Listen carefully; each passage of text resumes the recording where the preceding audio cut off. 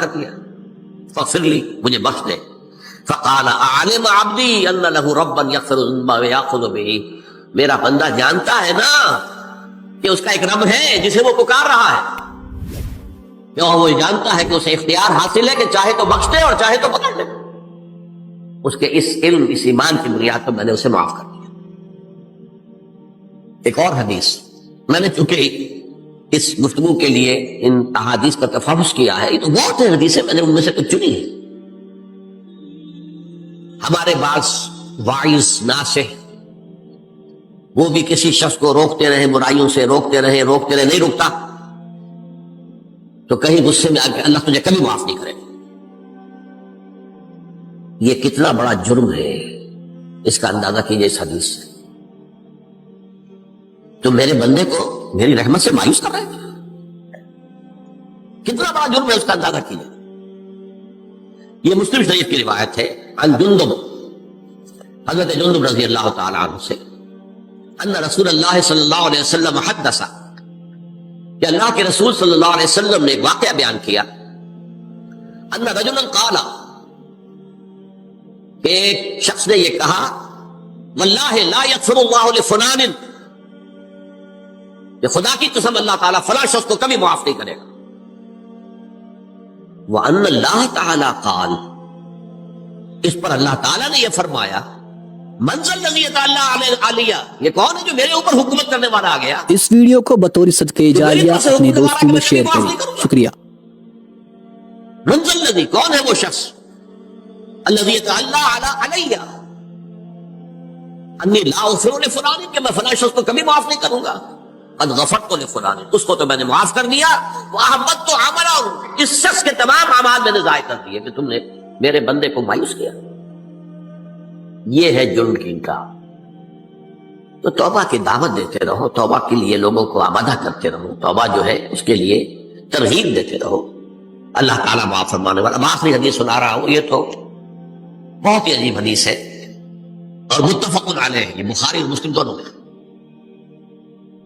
حضرت ابو سعید الخدری رضی اللہ تعالی عنہ جو ہے اس کے راوی ہیں، حضور نے فرمایا، کانا فی من کانا قبلکم رجل قتل 99 نفسا، تم سے پہلے جو امت تھی بنی اسرائیل، گویا کہ ان کا ذکر ہے، اس میں ایک آدمی ایسا تھا جس نے 99 قتل کیے تھے۔ اب آپ اندازہ کیجئے کتنا بڑا گناہ کبیرہ ہے قتل۔ قرآن مجید میں آتا ہے وَكَأَنَّمَا قَتَلَ النَّاسَ جَمِيعًا، اگر ایک انسان کو بھی ناحق قتل کر دیا گیا تو یہ ایسی ہے گویا کہ اس نے پوری نوع انسانی کو قتل کر دیا، اس نے 99 قتل کیے۔ فَهَلْ لَهُ مِن تَوْبَةٍ، پھر اس کے بعد یہ ہوا کہ اس کے اندر توبہ کا جذبہ پیدا ہوا۔ فَسَأَلَ عَنْ أَعْلَمِ أَهْلِ الْأَرْضِ، تو اس نے پھر سوال کیا، لوگوں سے پوچھا کہ زمین میں رہنے والوں میں کون سب سے بڑا عالم ہے۔ فَدُلَّ عَلَىٰ رَاهِبٍ، اسے بتایا گیا فلاں راہب فلاں جگہ پر ہے، وہ بہت نیک ہے، بڑا عالم ہے۔ فَأَتَاهُ، وہ اس کے پاس آیا، فَقَالَ أَنَّهُ قَتَلَ 99 نَفْسًا فَهَلْ لَهُ مِن تَوْبَةٍ، انہوں نے کہا دیکھیے راہب صاحب، میں نے 99 انسان قتل کیے، اب مجھے یہ بتائیے کہ میرے لیے توبہ کا کوئی امکان ہے؟ فقال لا، انہوں نے کہا نہیں۔ فقتلہ، اس نے اس کو بھی قتل کر دیا۔ فکمل بہ 100، اپنی سینچری مکمل کر لی، مطلب 99 کے بعد ایک ہی کسر تھی، اس کو بھی قتل کیا، 100 پورے کر لیا۔ ثم سأل عن عالم اہل الارض، پھر اس نے پوچھا کوئی اور، کوئی بڑے عالم انسان ہو۔ فدل علی رجل عالم، پھر اس کی رہنمائی کی گئی ایک بڑے عالم شخص کی طرف۔ فقال انہ قتل 100 نفس، تو اس نے وہاں جا کر کہا کہ میں 100 انسان ہلاک کر چکا ہوں، قتل کر چکا ہوں۔ فہل لہ من توبہ، میرے لیے توبہ کا کوئی امکان ہے؟ فقال نعم، کہا کیوں نہیں، 100 قتل کیے تب بھی کیا، توبہ کا راستہ دروازہ کھلا ہوا، معلوم یغرغر، جب تک کہ وہ گھنگرو نہیں بج رہا اس وقت تک تمہارے توبہ کا دروازہ کھلا ہوا ہے۔ فرمایا نعم، ومن یحول بینہ وبین التوبہ، تمہاری توبہ کے درمیان اور تمہارے درمیان کون حائل ہو سکتا ہے، توبہ کا دروازہ کھلا ہے۔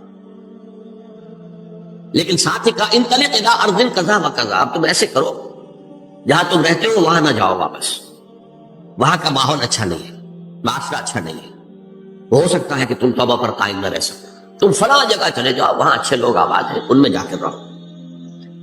فإن بها أناس يعبدون الله تعالی، وہاں ایسے لوگ آباد ہیں جو اللہ کی بندگی کرتے ہیں.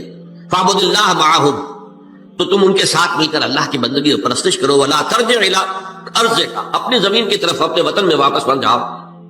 فإنها ارض سوء، وہ بری جگہ ہے. فانطلقا، تو وہ چل پڑا، ہجرت کر رہا ہے، اس جگہ جا رہا ہے جہاں کا راہب نے بتایا تھا.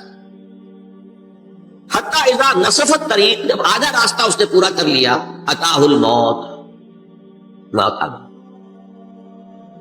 فاختصمت فیہ ملائکۃ الرحمت و ملائکۃ العذاب، اب وہ جہنم کے فرشتے بھی آ گئے اس کی جان قبض کرنے کو، اور جنت کے بھی آ گئے. فقالت ملائکۃ الرحمہ، رحمت والے جو فرشتے ہیں جنت والے، انہوں نے کہا جا تائبا مقبلا بقلبہ للہ تعالی، یہ شخص توبہ کر کے اللہ تعالیٰ کی طرف ہجرت کر رہا تھا، اس لیے اس کی نیت کی بنیاد پر اب یہ جنتی ہے، لہذا اس کی روح ہم قبض کریں.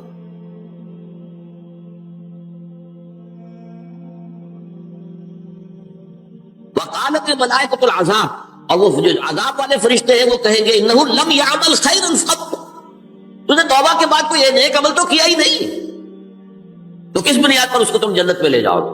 اس کو تو دوزخ میں جانا چاہیے. فاتاہ ملک فی صورت الآدمی، تو ان کے پاس اللہ نے ایک اور فرشتے کو بھیج دیا آدمی انسانی شکل کے اندر. فجعلوہ بینہم، تو ان فرشتوں نے کہا بھائی ہمارا فیصلہ کرا دو، اس کی روح ہم لینا چاہتے ہیں یا ہم لینا چاہتے ہیں. انہیں حکم بنا لیا. فقال قیسوا ما بین الارضین فإلی ایتہما کان اقرب، کہ تم فاصلہ ناپ لو جہاں سے وہ چلا ہے اور جہاں جا رہا تھا اور یہاں اس کی موت ہو رہی ہے، تو کون سا فاصلہ زیادہ ہے. جب ناپا گیا، بلکہ ایک حدیث میں آتا ہے کہ اس پر اللہ نے زمین کو جو ہے حکم دے دیا، ایک طرف والی زمین تو سکڑ جا، دوسری والی جو ہے تو پھیل جا، تاکہ وہ جو جدھر جو جا رہا تھا وہ زیادہ قریب ہو جائے بنسبت اس کے کہ جہاں سے وہ چلا تھا. تو اس فیصلے پر پھر جو فرشتے تھے جو کہ رحمت کے فرشتے تھے وہ اس بندے کو لے گئے جنت میں. کہ اصل زندگی آخرت کی زندگی ہے، طویل ہے. بل توسرون الحیات الدنیا والآخرۃ خیر وابقی، کلا بل تحبون العاجلہ وتذرون الآخرہ. تم اس عاجلہ کو پسند کرتے ہو، اس دنیا کی زندگی کو تم ترجیح دیتے ہو، جبکہ آخرت ہے جو باقی رہنے والی ابدی. اگر تو یہ معلوم ہو، جیسا کہ سورہ عنکبوت کی آیت کے حوالے سے میں نے آپ کو آیت سنائی کہ وما هذه الحیات الدنیا الا لہو ولعب وان الدار الاخرۃ لہی الحیوان لو کانوا یعلمون. اصل زندگی جو ہے وہ آخرت کی زندگی ہے، کاش کہ انہیں معلوم ہوتا. ایک حقیقت تو یہ معلوم ہو اور مستحضر رہے کہ اصل زندگی آخرت کی زندگی ہے، اور دوسری حقیقت یہ کہ یہ دنیا کی زندگی ایک امتحانی وقفہ ہے. قلزم ہستی سے تو ابرا ہے مانند حباب، اس سیاہ خانے میں تیرا امتحان. یہ مستحضر رہے تو اس کا نتیجہ کیا نکلے گا؟ انسان دنیا پرست نہیں بنے گا. متاع ہے دنیا، برتنے کی چیز ہے. وما هذه الحیات الدنیا الا متاع، برتنے کی چیز ہے، برتو اسے. اب میں یہاں آپ کو کچھ حدیثیں بھی سنا دینا چاہتا ہوں. ایک حدیث میں حضور نے عجیب نقشہ کھینچا ہے. مالی ولی دنیا، لوگوں مجھے تمہاری اس دنیا سے کیا سروکار. انما مثلی کراکب استظل تحت شجرۃ ثم راح، میری مثال تو اس سوار کسی ہے جو تھوڑی دیر کے لیے کسی درخت کے سائے میں سستانے کے لیے رک جاتا ہے. اس درخت کو اپنی منزل نہیں سمجھتا، اپنا گھر نہیں سمجھتا، تھوڑی دیر کا سستانا ہے. پھر وہ اس درخت کو خیر بات کہتا ہے، اپنا راستہ لیتا ہے، اپنی منزل کی طرف رواں ہو جاتا ہے. بس اتنا تعلق، منزل یاد رہے. چنانچہ ایک دوسری بڑی پیاری حدیث ہے، بہت مختصر کی ہے. انما الدنیا خلقت لکم وانتم خلقتم للآخرہ. دیکھو یہ دنیا تمہارے لیے بنائی گئی. خلق لکم ما فی السماوات و ما فی الارض، قرآن مجید کہتا ہے اسی لیے میں نے کہا تھا خلافت ہمیں دینی تھی تو سب کچھ ہمارے لیے بنایا گیا. یہ محفل سجائی گئی ہے ہمارے لیے، یہ سب ہمارے لیے بنایا گیا، پورے عالم کو مسخر کیا گیا ہمارے لیے. سخر لکم، سورج بھی چاند بھی ہر چیز تمہارے لیے مسخر کی گئی ہے. انما الدنیا خلقت لکم وانتم خلقتم للآخرہ، لیکن تمہاری تخلیق ہوئی ہے، تمہیں بنایا گیا ہے، تمہیں پیدا کیا ہے آخرت کے لیے. یہ منزل یاد رہے، میرا ٹھکانہ وہ ہے، میرا گھر وہ ہے، میری منزل وہ ہے. یہ راہ گزر ہے، یہ سفر ہے، یہ ایک وقفہ ہے، امتحانی وقفہ ہے. خلق الموت والحیات لیبلوکم ایکم احسن عملا. لیکن اب تیسری حدیث سنیے، اور یہ ہے وہ کہ جو اس دنیا کو، جو میں نے شروع میں کہا تھا، بڑی ٹھوس حقیقت ہے. یہ اللہ کی تخلیق ہے، سنجیدہ تخلیق ہے. ہم نے کوئی کھیل کود کے لیے تو نہیں بنایا ہے. ربنا ما خلقت ھذا باطلا. حضور فرماتے ہیں الدنیا مزرعۃ الآخرہ، دنیا آخرت کی کھیتی ہے. یہاں بوؤ گے تو وہاں کاٹو گے، یہاں بوؤ گے نہیں تو کاٹو گے کیا خاک. اس اعتبار سے غور کیجئے، یہ دنیا اور حیات دنیاوی کا ایک ایک لمحہ ایک بڑی عظیم حقیقت بن کر سامنے آتا. ہماری حیات دنیاوی کا ایک ایک لمحہ ابدی ہے پوٹینشلی. کیوں کہ اس میں جو کچھ ہم کما رہے ہیں اس کے نتائج ابدی زندگی پر پھیلے ہوئے ملیں گے. تو گویا کہ یہ جو ہے، یہ گھڑی محشر کی ہے، طور سے محشر میں ہے. پیش کر غافل عمل کوئی اگر دفتر میں ہے. یہاں کا ایک ایک لمحہ تمہارے لیے بہت قیمتی ہے. یہاں بو، محنت کرو، کاشت کرو تاکہ وہاں کاٹ سکو. الدنیا مزرعۃ الآخرہ. اب دیکھیے یہ جو انداز ہے قرآن کا، وَمَا الْحَيَاةُ الدُّنْيَا إِلَّا مَتَاعُ الْغُرُورِ، جو ہماری گفتگو کا آج عنوان ہے، اس کے دو نتیجے نکلتے ہیں عملاً. ایک نتیجہ جو صحیح ہے، جو قرآن نکالنا چاہتا ہے، جس کی طرف اسلام رہنمائی کرتا ہے. ایک ہے بالکل منفی نتیجہ جس کی اسلام نفی کرتا ہے. وہ منفی نتیجہ کیا ہے؟ دنیا دھوکے کی ٹٹی ہے، چھوڑو گھر گرہستی کو، دفع کرو. رب سے لو لگانی ہے. یہ شادی کر کے اور گھر گرہستی کا کھکھیڑ بول لینا، کہاں ایک پیٹ کا پالنا، کہاں 10 پیٹ لگ جائے پیچھے. اسی میں آدمی جو ہے گم ہو کر رہ جاتا ہے. لہذا گھر گرہستی کو چھوڑو، تجدد کی زندگی گزارو. پھر یہ تمدن ہر جگہ شر ہے، برائی ہے، دھوکہ ہے، فریب ہے، جھوٹ ہے. دفع ہو جاؤ، جاؤ کہیں پہاڑوں کی چوٹیوں پر، کہیں غاروں میں، گفاؤں میں، کہیں جنگلوں میں دھنی نما. یہ ہے اس کا ایک منطقی نتیجہ جو نکلا ہے، اور تقریباً تمام مذاہب عالم میں نکلا ہے. رحمانیت جس کی جس شد و مت کے ساتھ نفی کی ہے محمد رسول اللہ صلی اللہ علیہ وسلم. لا رحمانیت فی الاسلام، اسلام میں کوئی رحمانیت نہیں، نفی ہے، مکمل نفی. لا رحمانیت فی الاسلام.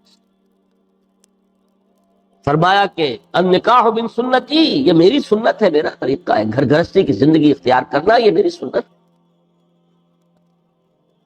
3 صحابہ پر کچھ اسی طرح کا غلبہ ہو گیا تھا. صحابہ میں ہر طرح کے لوگ تھے. ان میں وہ لوگ بھی تھے کہ جو بڑے ریشنلسٹ تھے، کل کے حوالے سے بات سمجھنے والے. حضرت عمر کو ہم کہہ سکتے ہیں کہ سر خیل تھے ان کے، رضی اللہ تعالیٰ. تو درویش منش لوگ بھی تھے. کچھ پر یہ تقویٰ کا اور درویشی کا بہت زیادہ غلبہ ہو گیا تھا. مغلوب الحال ہم انہیں کہہ سکتے ہیں. حضرت عبداللہ ابن عمرو بن العاص رضی اللہ تعالیٰ عنہما، ایک عجیب سائملٹینیس کنٹراسٹ ہے باپ اور بیٹے میں. عمرو بن العاص بہت بڑے سیاستدان، مدبر. عرب نے چوٹی کے جو 3 سیاستدان پیدا کیے ان میں سے ایک عمرو بن العاص ہے. واریر، کانکرر، سیاستدان. لیکن عبداللہ ابن عمرو بن العاص بالکل درویش، روزانہ روزہ ساری رات کھڑے، نہ بیوی سے کوئی سروکار، نہ کسی سے کوئی سروکار. حضور کو اطلاع ملی، بلا لیا، جواب طلبی ہو گئی. یا عبداللہ اولم مخبر انک تصوم الدہر وتقوم اللیل، اے عبداللہ مجھے یہ خبر دی گئی ہے تم ساری رات کھڑے رہتے، روزانہ روزہ رکھتے. کیا کہتے ہیں؟ جی حضور ایسا تو ہے. لا تفعل، مت کرو ہرگز. فإن لنفسك عليك حقا وإن لزوجك عليك حقا وإن لزورك عليك حقا. دیکھو تم پر تمہارے اس جسم کا اور نفس کا بھی حق ہے، اسے آرام بھی دو، اس کی ضروریات بھی پوری کرو، اس کی دیکھ بھال بھی کرو، یہ بھی تمہارے پاس ضمانت ہے اللہ کی. پھر تم پر تمہاری بیوی کا حق ہے. کسی صحابی نے دیکھا تھا حضرت عبداللہ ابن عمرو بن العاص کی بیوی کو کہ وہ بالکل جیسے کہ میلی کچیلی حالت میں تھی. پوچھا ہی کیا حال پڑا رکھا؟ ان کا کہ آپ کے دوست کو تو کوئی غرض ہے ہی نہیں سے. ظاہر بات ہے کہ مسلمان بیوی اور کس کے لیے وہ سگار کرے گی جب شوہر ہی کو کوئی دلچسپی نہ ہو، اس سے غرض ہی نہ. کیا تفعل، رات کو سو بھی، دیکھو مجھے میں رات کو سوتا بھی ہوں، نماز پڑھتا بھی ہوں، میں روزے رکھتا بھی ہوں، داخل بھی کرتا ہوں. دیکھو زیادہ سے زیادہ ہفتے میں دو دن روزے رکھ لیا کرو. تو حضور مجھے اور تھوڑی سی اجازت. اچھا ایک دن ناغا، ایک دن روزہ، صوم داؤد، اس سے آگے کی اجازت. اسی طرح 3 حضرات سراسراہت آتا ہے حدیث میں، بخاری شریف کی روایت ہے. ان پر بھی کوئی ایسا ہی غلبہ ہوا رہبانیت کا، ترک دنیا کا. انہوں نے آ کے ازواج مطہرات سے معلوم کیا آپ کتنی رات نماز پڑھتے ہیں، کتنا دو سوتے ہیں، مہینے میں کتنے آپ روزے رکھتے ہیں نفلی. کوئی وہاں تو کھلی کتاب تھی سیرت محمد صلی اللہ علیہ وسلم، جو کچھ تھی حقیقت بیان کر. اب دیکھیے ایک عجیب ذہنیت، انہوں نے دیکھا یہ تو کم ہے، ان کے اندازے کے اعتبار سے تو بہت کم ہے، لیکن یہ کہ اپنے آپ کو ذرا تسلی، حضور کی تو کوئی ضرورت نہیں ہے، آپ تو معصوم ہیں، آپ کا سے کوئی گناہ نہیں ہوا، کوئی خطا نہیں ہوئی، آپ کے لیے تو یہ اتنی عبادت ہمارے لیے تو کافی نہیں ہے، اب تو گناہ گار ہے. ایک نے عہد کیا کہ میں کبھی نہیں سوؤں گا رات بھر کھڑا، دوسرے نے کہا کبھی ناغا نہیں کروں گا، ہر روز روزہ رکھوں گا، تیسرے نے کہا میں شادی بیاہ کے کھکیڑ میں پڑوں گا. حضور کو اطلاع مل گئی، طلب فرمایا، ڈانٹا، آپ لوگوں نے یہ کہا ہے؟ جی ہاں ہم نے کہا تو ہے. واللہ خدا کی قسم میں تم میں سب سے بڑھ کر متقی ہوں، لیکن میں رات کو سوتا بھی ہوں، نماز بھی پڑھتا ہوں، روزے رکھتا بھی ہوں، ناغے بھی کرتا ہوں. میری گھر گرستی کی زندگی ہے، میری بیویاں ہیں. من رغب عن سنتی فلیس منی، یہ ٹکڑا جو جوڑ دیا جاتا ہے نکاح کے خطبے میں اس حدیث کے ٹکڑے کے ساتھ، یہ تو علیحدہ حدیث ہے بالکل، النکاح من سنتی، اور یہ ٹکڑا اس طویل حدیث کا ہے، من رغب عن سنتی فلیس منی، جو میری سنت کو پسند نہیں کرتا پھر اس کا مجھ سے کوئی تعلق نہیں. یہ تو میں نے احادیث کے حوالے سے آپ کو وہ جو منفی طرز عمل، گریز، دنیا سے تعلق منقطع کرنا، پسپائی، گریز، فرار، اور اس کا نتیجہ کیا نکلتا ہے کہ دنیا پھر شریروں کے لیے رہ گئی، کھیلیں کودیں عیش کریں. جو سلیم الفطرت نیک لوگ تھے وہ تو گئے، لہذا ان کو اب کوئی روک ٹوک کرنے والا ہی نہیں، کوئی پوچھنے تاچنے والا نہیں. ظالم جو چاہے ظلم کرے اور جس طرح چاہے شریر جو ہے شرارتیں کرے.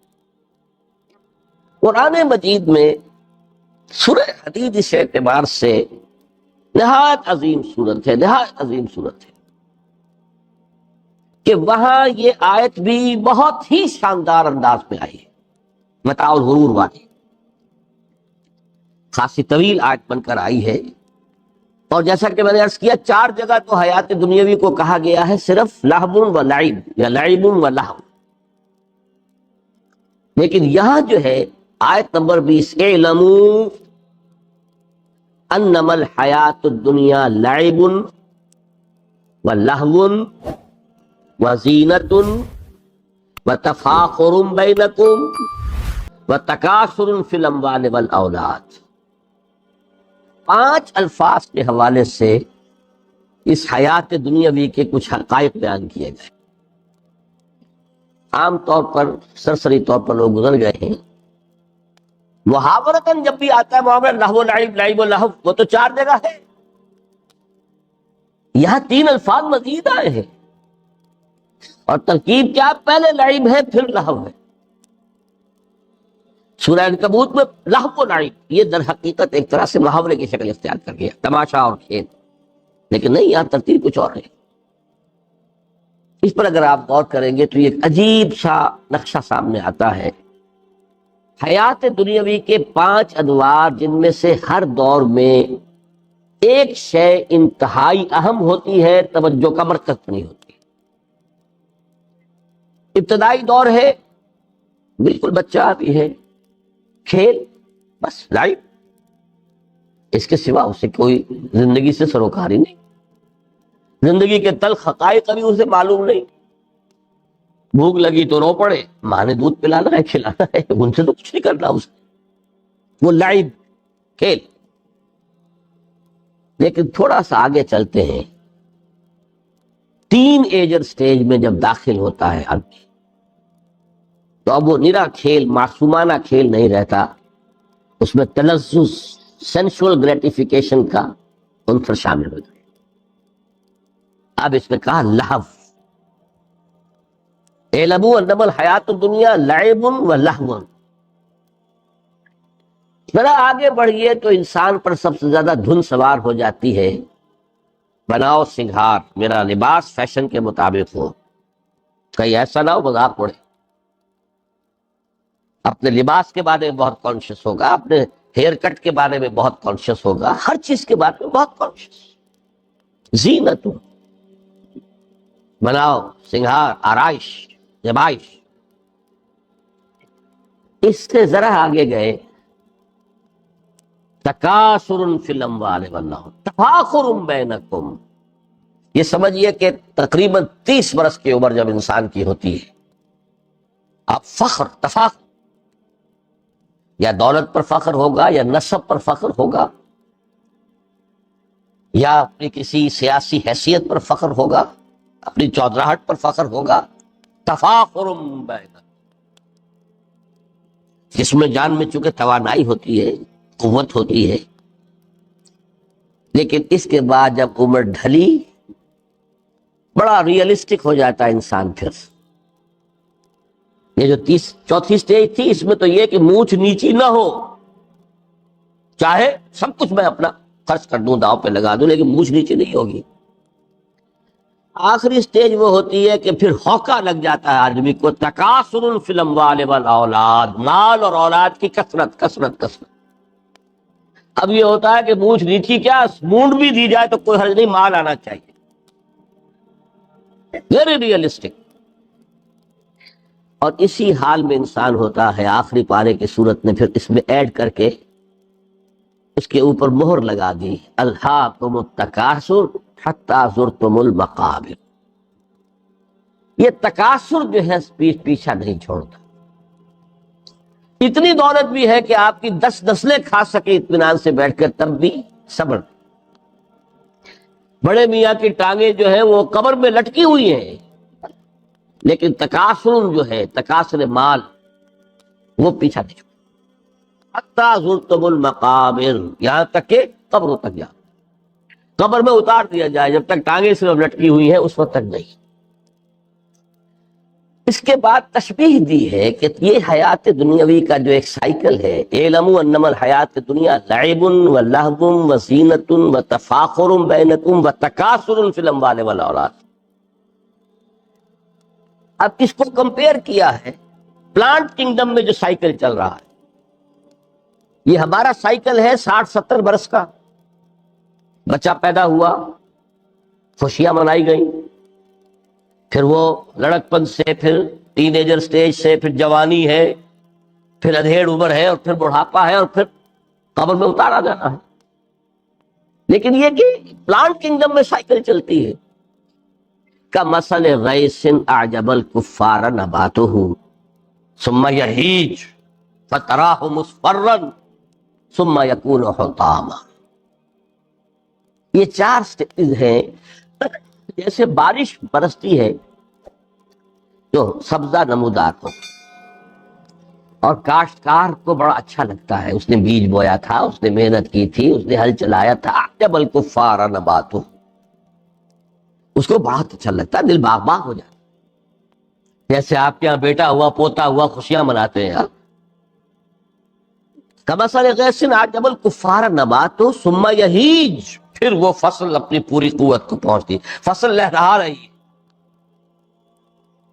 فتراہ مصفرا، پھر وہ زرد ہو جاتی ہے. وہ ہریاون اب ختم ہوئی، اب فصل پک گئی ہے، اب وہ زردی پر آ گئی ہے. ثم یکون حطاما، پھر وقت آتا ہے اگر وہ خضرو گھاس ہے تو پھر وہ چورا چورا ہو کر پھر وہ مٹی میں مل جاتی ہے. اور اگر فصل ہے تو کھیتی کٹ گئی، اس کے بعد کیا رہ گیا وہاں؟ وہ چورا ہی رہ جاتا ہے باقی. یہ لائف کا سائیکل چل رہا ہے، 3 مہینے کا ہو 4 مہینے کا ہو. یہ ہے پلانٹ کنگڈم کا، وہ ہے سائیکل انسانی زندگی کا. اب فرمائی ٹیپ کی بات جو ہے، وَفِي الْآخِرَةِ عَذَابٌ شَدِيدٌ وَمَغْفِرَةٌ مِّنَ اللَّهِ وَرِضْوَانٌ. ایک دنیا کی زندگی تو ان سٹیجز سے ہو کر گزر ہی جاتی ہے. جو پیدا ہوا ہے اس پر بڑھاپا بھی آئے گا، موت بھی. کل نفس ذائقۃ الموت، جو سورہ آل عمران کی 185ویں آیت کا پہلا جملہ. ہر انسان کو جو پیدا ہوا موت آ گئی. اب یہ ہے کہ وہ کہیں آپ نے محل میں گزار لی زندگی، کسی کٹیا میں گزار لی زندگی، کسی کی فٹ پاتھ پر گزر گئی زندگی. زندگی گزر جاتی ہے، گزرتی ہے، اور ان 5 سٹیجز میں سے ہو کر گزرتی ہے. آپ گندی گلیوں میں بچوں کو کھیلتے ہوئے دیکھتے ہیں، وہ بھی کھیل رہے ہوتے، نالیوں کے پانی کے اندر کھیل رہے ہوتے، ان کا بھی کھیل ہے. گندے جوہر میں کھیل رہے ہوتے. وہ تو ہے زندگی کی وہ سٹیج جو ہے کھیل کی ہے. کسی کے پاس بڑے قیمتی کھلونے ہیں، ان سے کھیل رہا ہے، کوئی اس طرح گلی ڈنڈا کھیل رہا ہے یا کچھ اور کھیل رہا ہے. لیکن وہ 5 سٹیجز تو آئیں گی. اعلموا انما الحیات الدنیا لعب ولہو وزینۃ وتفاخر بینکم وتکاثر فی الاموال والاولاد کمثل غیث اعجب الکفار نباتہ ثم یہیج فتراہ مصفرا ثم یکون حطاما وفی الآخرۃ عذاب شدید ومغفرۃ من اللہ ورضوان. آخرت میں جا کر یہ بائیفرکیشن ہو جانی ہے، یا تو شدید عذاب اور یا اللہ کی مغفرت اور رضا. Now the choice is yours. اما شاکرا و اما کفورا، فیصلہ تم خود کرو. وما الحیات الدنیا الا متاع الغرور. یہاں بھی آخری الفاظ وہ ہے کہ دنیا کی زندگی دھوکے کے سوا کچھ نہیں. کیوں؟ اگر تو دنیا کی زندگی میں گم ہو گئے، جیسے کہ اقبال نے کہا ہے کہ کافر کی یہ پہچان کے آفاق میں گم ہے، اور مومن کی یہ پہچان کے گم اس میں ہے آفاق. دنیا میں رہو، طالب دنیا نہ بنو، طالب عقبہ، طالب آخرہ. دنیا میں رہو، برتو، استعمال کرو، تمہارے لیے پیدا کیا گیا بھائی، برتو. متاع ہے، برتنے کی شے ہے. حلال اور حرام کی پابندیاں سامنے رکھو، باقی برتو. مطلوب یہ نہ، مقصود یہ نہیں. مطلوب آخرہ. انما الدنیا خلقت لکم وانتم خلقتم للآخرہ. منزل وہ رہے، مستحضر رہے، سامنے رہے کہ میں تو اجنبی ہوں، یہاں یہ میرا وطن نہیں ہے.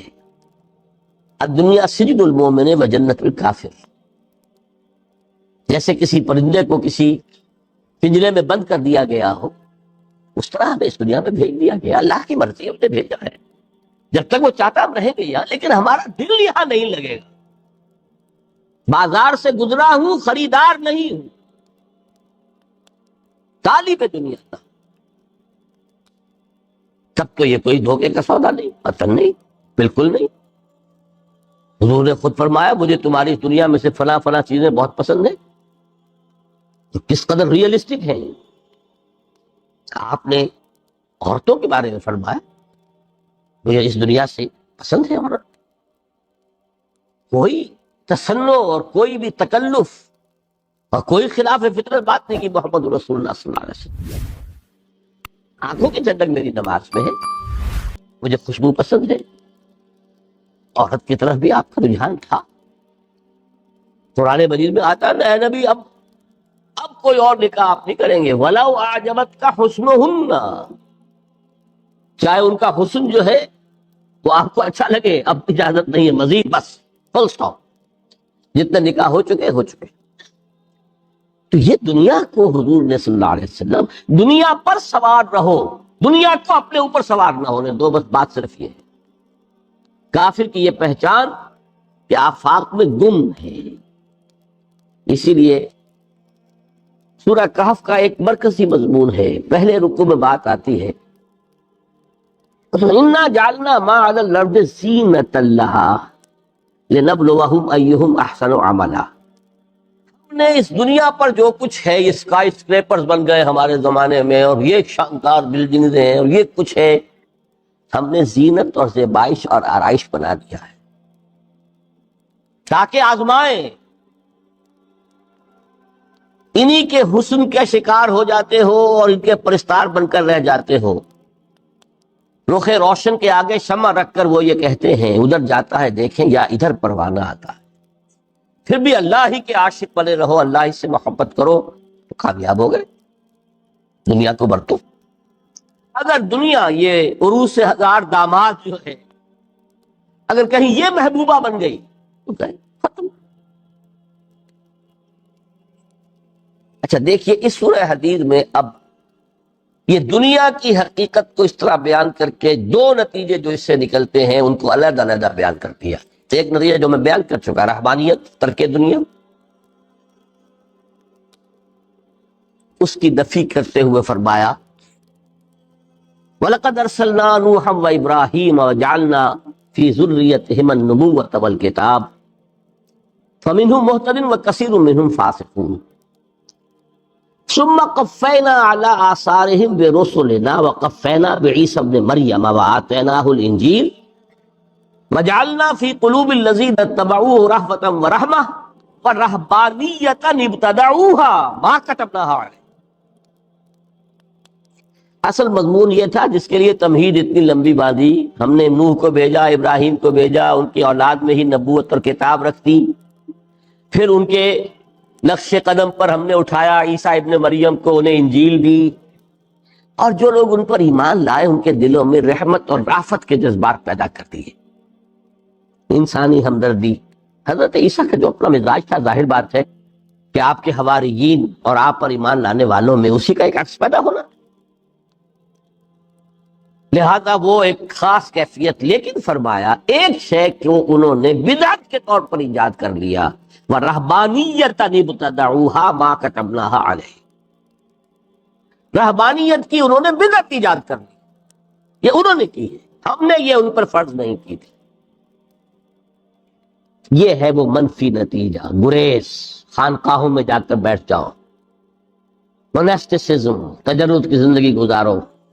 نتیجہ اس کا کیا نکلتا ہے کہ بظاہر راہب اور راہبائیں رہ رہی ہیں اور رہ رہے ہیں، اور اندر جو حرام کاری کے بازار چل رہے ہیں، اور تہخانوں کے اندر حرامی بچوں کی قبروں کی قبرستان بنے.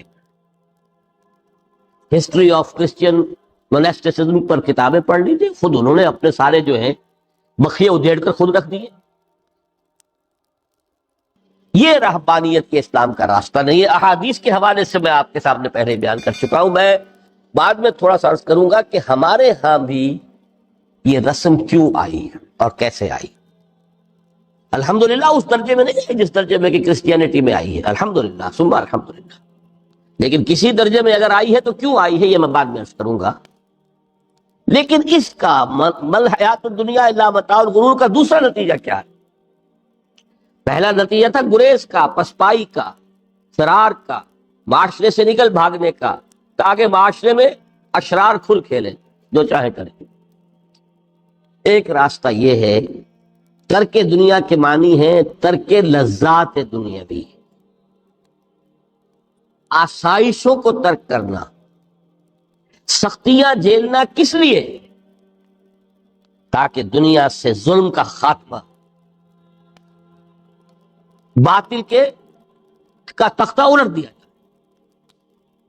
ظلم کا استیصال۔ ظاہر بات ہے ظالم آسانی سے ظلم نہیں چھوڑے گا، ایکسپلائٹر وعظ و نصیحت سے اپنے ایکسپلائٹیشن سے باز نہیں آئے گا۔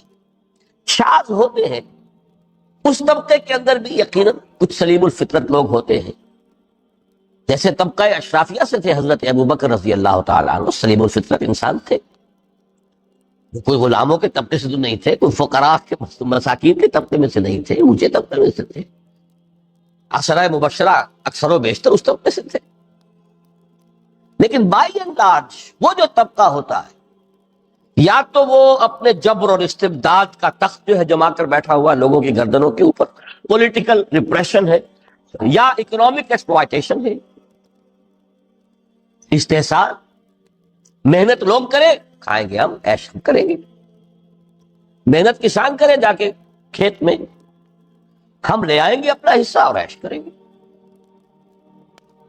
یا کوئی سوشل ڈسکریمنیشن ہے، یہ اونچا ہے یہ نیچا ہے، یہ تو پیدا ہی ہوا ہے شودر، یہ اس سے نکل ہی نہیں سکتا، اور یہ پیدا ہوا برہمن اونچا ہے۔ اس تینوں قسم کے ظلم، اس کا خاتمہ کرنا، اس کے لیے جدوجہد کی ضرورت ہے، جہاد کی ضرورت ہے، قتال کی ضرورت ہے، اور جہاد و قتال آپ نہیں کر سکتے جب تک کہ لذات دنیاوی سے کنارہ کشی نہ کرے، جب تک کہ اپنی بیلٹ کو ٹائٹ نہ کرے، جب تک کہ اپنی ضروریات زندگی کو کم نہ کرے۔ ضروریات زندگی کم کریں گے تو تفریغ الاوقات ہوگا، جو تبلیغی بھائیوں کی اصطلاح ہے بہت اہم، اپنے وقت کو فارغ کر سکیں گے۔ اس وقت کو فارغ کریں گے تو پھر وہ جد و جہد، وہ محنت، وہ جہاد، اس کے لیے آپ کے پاس وقت ہوگا، اس کو آپ لگا سکیں گے۔ پھر اس میں جب سخت سے سخت منزلیں آئیں گی تو اس میں میدان میں مقابلہ بھی ہوگا، جان کی بازی بھی کھیلنی پڑے گی، اس میں قید و بند کا وقت بھی آ سکتا ہے۔ 3 برس تک اگر محمد عربی صلی اللہ علیہ وسلم پورے خاندان بنی ہاشم کے ساتھ بدترین اسیری سمجھ لیجئے شیب بنی ہاشم میں جو رہے، یہاں تو اسیروں کو آپ راشن تو دیتے، کھانا تو دیتے، وہاں تو اصل جو ہے وہ تو دونوں طرف سے گھاٹی کا منہ بند کر دیا گیا تھا، سیل تھی کہ کوئی شے جو ہے وہ جانے نہ پائے۔ 3 برس، جس میں کہ وہ وقت بھی آیا ہے کہ سوکھے ہوئے چمڑے ابال ابال کر ان کا پانی جو ہے بلکتے ہوئے بچے، پھول جیسے بچے بنی ہاشم، ان کے حلق میں ٹپکایا گیا ہے، اور کچھ تھے لوگ حکیم بن حزام جیسے رضی اللہ تعالیٰ عنہ، بعد میں ایمان بھی لے آئے۔ حضرت خدیجہ رضی اللہ تعالیٰ عنہ کے چونکہ وہ قریبی رشتہ دار تھے، وہ پہاڑ کو کراس کر کے چوٹی پر سے اتر کر کچھ کبھی کبھی کھانے پینے کی چیز پہنچا دیتے تھے۔ یہ سارے مراحل آئیں گے۔ یہ جو ہے یہ مثبت ہے، ترک دنیا وہ نہیں۔ ترک دنیا سے مراد دنیا کی لذتوں سے، دنیا کی آسائشوں سے، ان سے آدمی اپنے آپ کو پیچھے ہٹائے، ان کو چھوڑے، ان کو ترک کرے، تاکہ اپنا وقت، اپنا مال، اپنی صلاحیتیں صرف کر سکے۔ کس کام کے لیے؟ اب اس کے لیے دیکھیے آیت نمبر 25 ہے یہ سورہ حدید کی۔ لَقَدْ أَرْسَلْنَا رُسُلَنَا بِالْبَيِّنَاتِ، ہم نے اپنے رسولوں کو بھیجا واضح چیزوں کے ساتھ۔ بینہ وہ شے جو از خود ظاہر ہو۔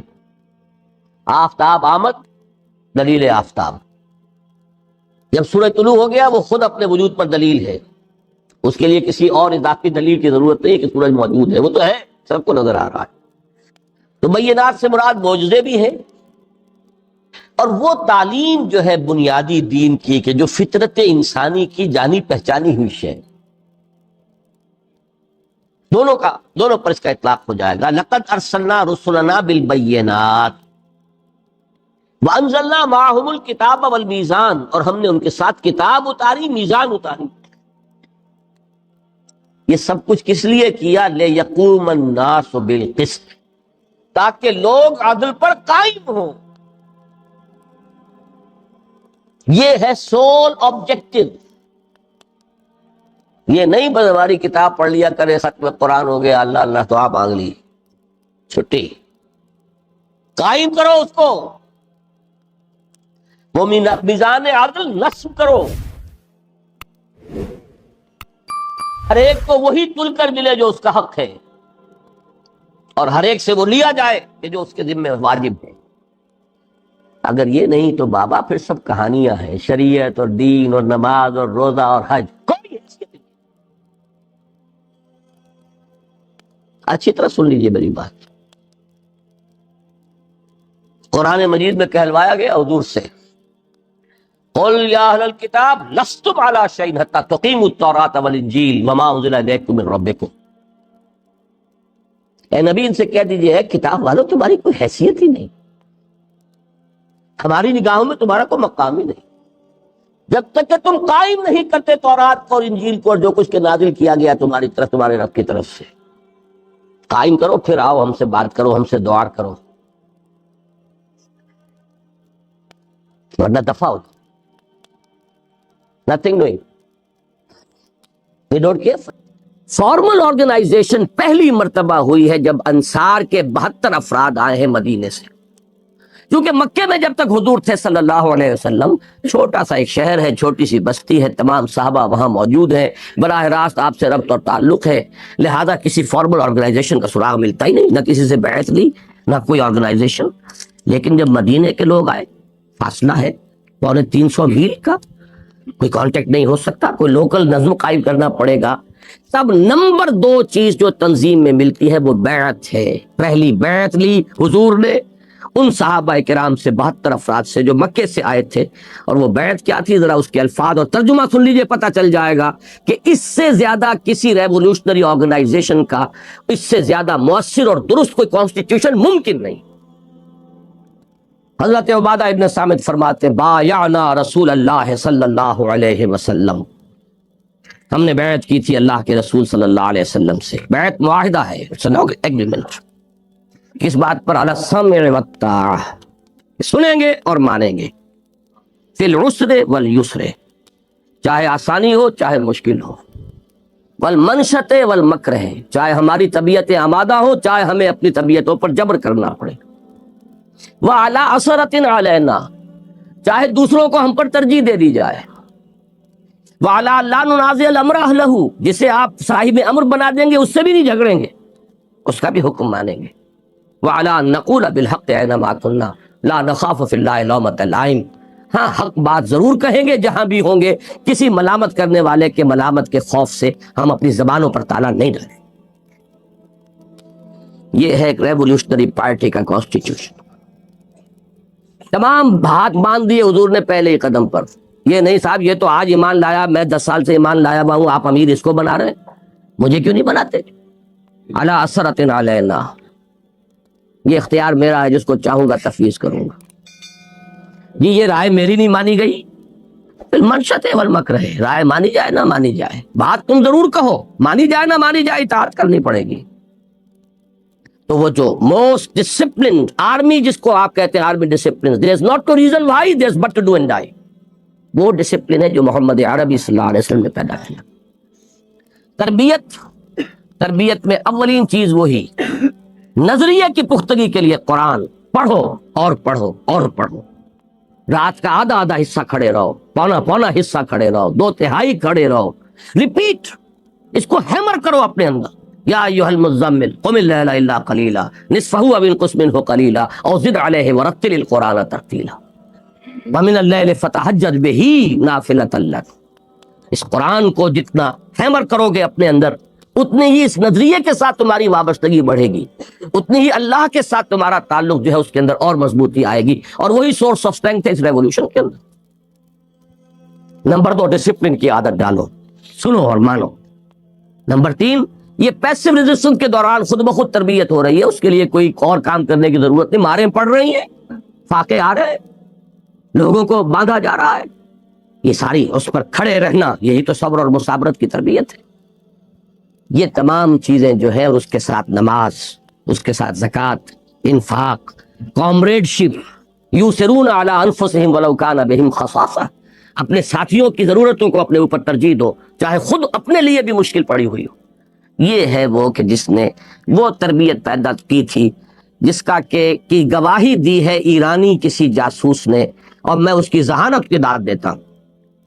جب اس نے یہ کہا ہے حضرت عمر رضی اللہ تعالیٰ عنہ کے زمانے میں، جب ایرانیوں سے جنگ شروع ہوئی ہے تو جاسوسوں نے آ کے حالات دیکھے اور پھر ایک جملے میں کہا یہ عجیب لوگ ہیں، ہم رہبان باللیل و فرسان بالنہار، یہ رات کو راہب نظر آتے ہیں اور دن میں یہ شہ سوار نظر آتے ہیں۔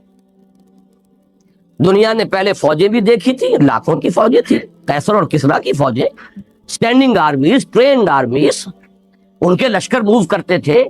جہاں پڑاؤ ہوتا تھا رات کو کیا ہوتا تھا؟ رنگ رلیاں ہوں گی، آس پاس کی کسی عورت کی عزت کا محفوظ رہ جانا محال عقلی ہے، شراب نوشی ہوگی۔ اور یہاں ہم نے ان کے پڑاؤ دیکھے ہیں، کوئی سجدے میں گرا ہوا ہے، وہ کھڑا ہوا ہے رو رہا ہے۔ ان کے جو راہب خانوں کا منظر ہوتا ہے وہ ان کی فوجوں کی رات کا منظر ہے۔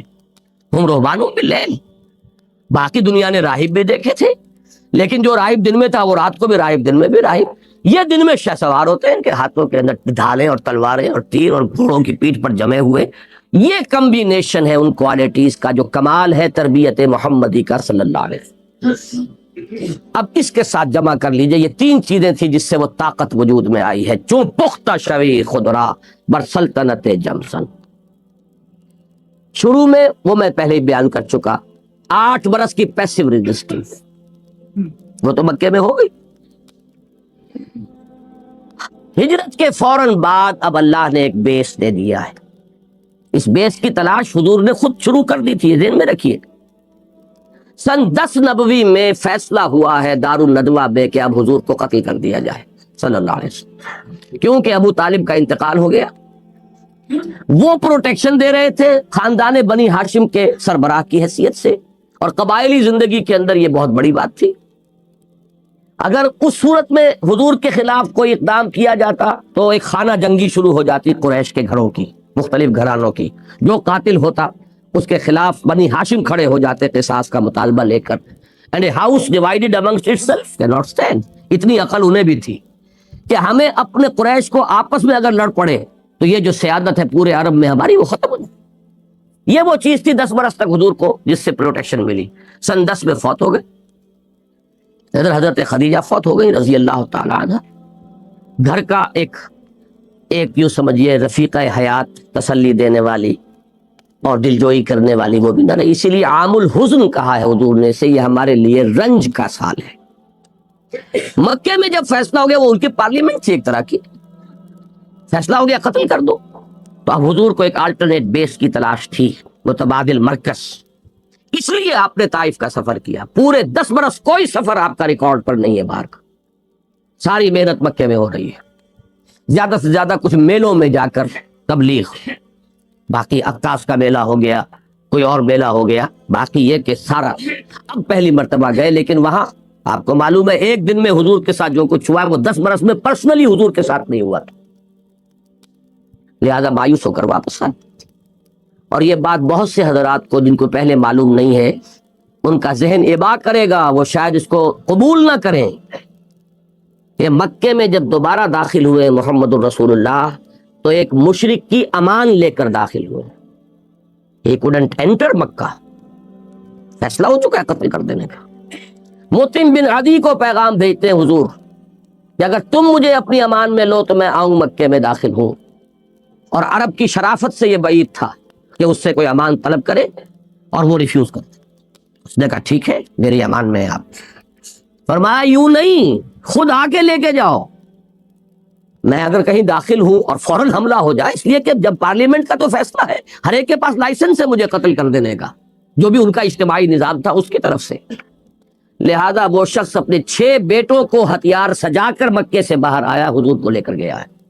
اور یہ احسان اتنا حضور نے یاد رکھا ہے کہ غزوہ بدر میں فرمایا تھا، وہ جو 70 قیدی تھے اسیر بدر کے، کہ اگر آج مطعم بن عدی زندہ ہوتا اور وہ سفارش کرتا تو میں ان سب کو چھوڑ دیتا۔ بہرحال لیکن جب اس کے بعد اللہ کی طرف سے وہ کھڑکی کھلی، مدینے سے 6 آدمی، پھر 12 آدمی، پھر 72 آدمی، پھر انہوں نے بیعت کی۔ اس بیعت میں یہ بھی طے کیا کہ آپ آئیں ہمارے ہاں، یثرب آئیں، ہم آپ کی حفاظت کریں گے جیسے اپنے اہل و عیال کی کرتے ہیں، اگر ہلکا یہاں سے حملہ ہوگا تو ہم پروٹیکٹ کریں۔ یہ بیس ہے جو اللہ نے عطا کیا ہے مدینے میں۔ اب یہ نوٹ کر لیجئے، مدینے پہنچ کر صرف 6 مہینے حضور نے لگائے ہیں انٹرنل کنسولیڈیشن. 3 قدم ہیں. وقت بہت تیزی سے ختم ہو رہا ہے, میں صرف گنوا سکتا ہوں اس وقت, تفصیلات آپ میری کتاب میں پڑھ سکیں گے. نمبر 1, مرکز کی تعمیر مسجد نبوی کی. وہی آپ کی خانقاہ بھی, وہی درسگاہ بھی, وہی حکومت کا مرکز بھی, گورنمنٹ ہاؤس بھی, ہر چیز. نمبر 2, انٹیگریشن انصار اور مہاجرین. یہ ایک اتنا تاریخ کے اندر عجیب واقعہ ہوا ہے. ان کا بھائی چارہ اور کیسا کہ لوگوں نے دکانیں تقسیم کر دی, مکان تقسیم کر دیے, یہاں تک کہ ایک انصاری اپنے مہاجر بھائی کو لے گئے گھر کہ میری یہ 2 بیویاں ہیں, آپ کو جو پسند ہو میں اسے طلاق دے دوں, آپ اس سے شادی کر لیں. اس وقت تک پردے کا حکم تھا نہیں. میں یہ گوارا نہیں کر سکتا کہ میرے گھر میں 2 بیویاں ہوں اور میرا بھائی, اللہ کے نبی نے جسے میرا بھائی بنایا ہے, اس کا گھر آباد نہ ہو. ختم. تیسرا کام, یہود کو جکڑ لینا, جس کو کہ آپ مونٹگومری واٹ کی اگر کتاب پڑھیں گے تو جتنی اس کے پاس ووکیبلری تھی اس نے ختم کر دی ہے یہاں تعریف کرتے ہوئے. حضور کی دور اندیشی اور معاملہ فہمی اور تدبر اور سیاسی معاملات کا اور دور کے آنے والے حالات کی پیش بینی اور پیش بندی, جتنی ووکیبلری ممکن ہے خرچ کر دی, اس لیے کہ جکڑے گئے, معاہدے کے اندر جکڑ لیا. Common defence, joint defence of Medina. اب جو بھی کچھ انہوں نے کیا وہ غداری کی, خلاف وعدے کے خلاف کیا. اپنا گلٹی کانشنس, اور گلٹی کانشنس کے پاس پھر وہ طاقت نہیں رہتی کہ وہ کھڑا ہو سکے میدان میں, لہذا کبھی بھی وہ کھلے میدان میں مقابلے میں نہیں آ سکے, سوائے سازشیں کرنے کے کبھی بھی حضور کا مقابلہ کھلے میدان میں نہیں کر سکے. 3 کام 6 مہینے میں کرتے ہی اب حضور نے اقدام شروع کیا ہے, ایکٹیو ریزسٹنس. اس کو پہچان لیجئے. سیرت کے یہ حصے جو میں نے ابھی تک بیان کیے, یہ تو آپ میں سے اکثر حضرات کے سامنے ہوں گے. یہ حصہ جو ہے یہ ہماری تاریخ کے اندر گم ہو گیا ہے. گم کیوں ہو گیا ہے کہ ہم پر پچھلے 200 سال یا کم سے کم 100 سال جس انداز میں بیتے ہیں اس میں ہمارا ایک اپولوجیٹک انداز بن گیا. مغرب نے ہم پر اعتراض کیا اور حضور کی سیرت پر, بڑی خونی سیرت ہے یہ اور بڑے خونی مسلمان ہیں یہ, اور بوئے خو آتی ہے اس قوم کے افسانوں سے. ہم نے کہا نہیں جی نہیں, بالکل نہیں, یہ تو خام پر الزام ہے, ہم نے تو جنگ خود کی نہیں, یہ تو ایک ڈیفنس کے اندر جو تھا مدافعانہ جنگ ہوئی ہے. یہ جو اپولوجیٹک انداز تھا اس نے سیرت کے اس باب کو بالکل دفن کر دیا. اچھی طرح جان لیجئے کہ انیشیٹو ہجرت کے بعد حضور نے لیا صلی اللہ علیہ وسلم. حضور ریفیوجی بن کر نہیں گئے تھے, یہ ہجرت تھی, ایک بیس کی تلاش میں گئے تھے, اور بیس اس لیے ہوتا ہے کہ وہاں سے اقدام کیا جائے.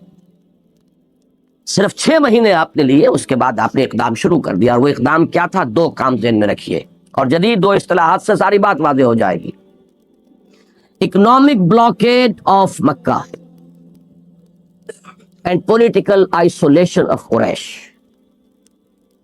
ان کی لائف لائن تھی وہ کیروان روٹ, شمال کو جا رہا ہے بدر کے قریب سے ہو کر شام کی طرف, جنوب کو جا رہا ہے یمن کی طرف طائف سے ہو کر. ان دونوں پر آپ نے چھاپا مار دستے بھیجنے شروع کر دیے, ان کے لائف لائن کے اوپر ہاتھ ڈالا. اکنامک بلاکیڈ آف مکہ.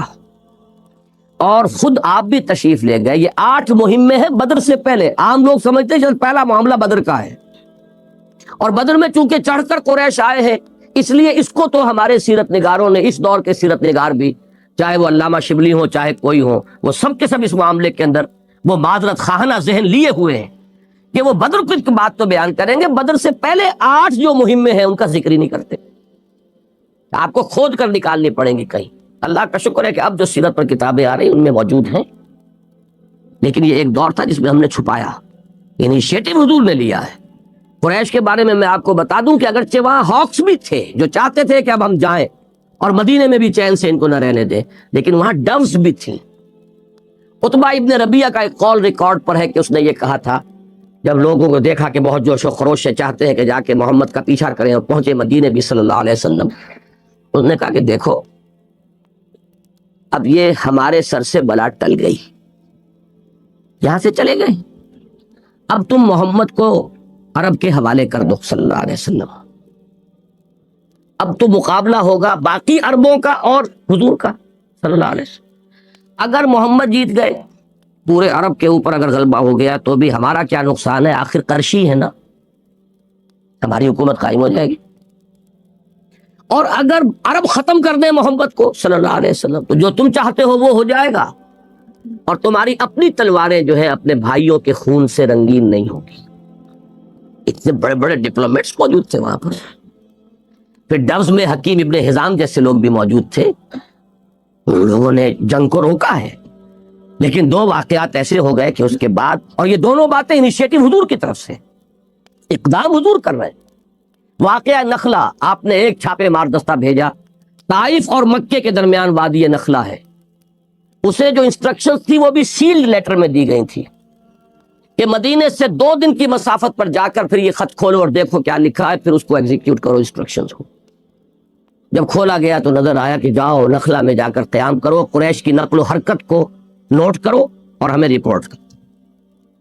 فوراً جو اس کے جیش کے سپہ سالار تھے، چھوٹا سا چھاپا مار دستہ تھا، انہوں نے کہا کہ یہ تو مسئلہ بہت سخت ہے، آپ لوگ آئے ہیں میرے ساتھ، مجھے تو یہ کام کرنا ہے، حضور کا حکم ہے۔ اب اس طرح جو ہے موت کے منہ میں جانے کے لیے جو تیار ہو وہ آئے، جس کی ہمت نہ ہو واپس چلا جائے۔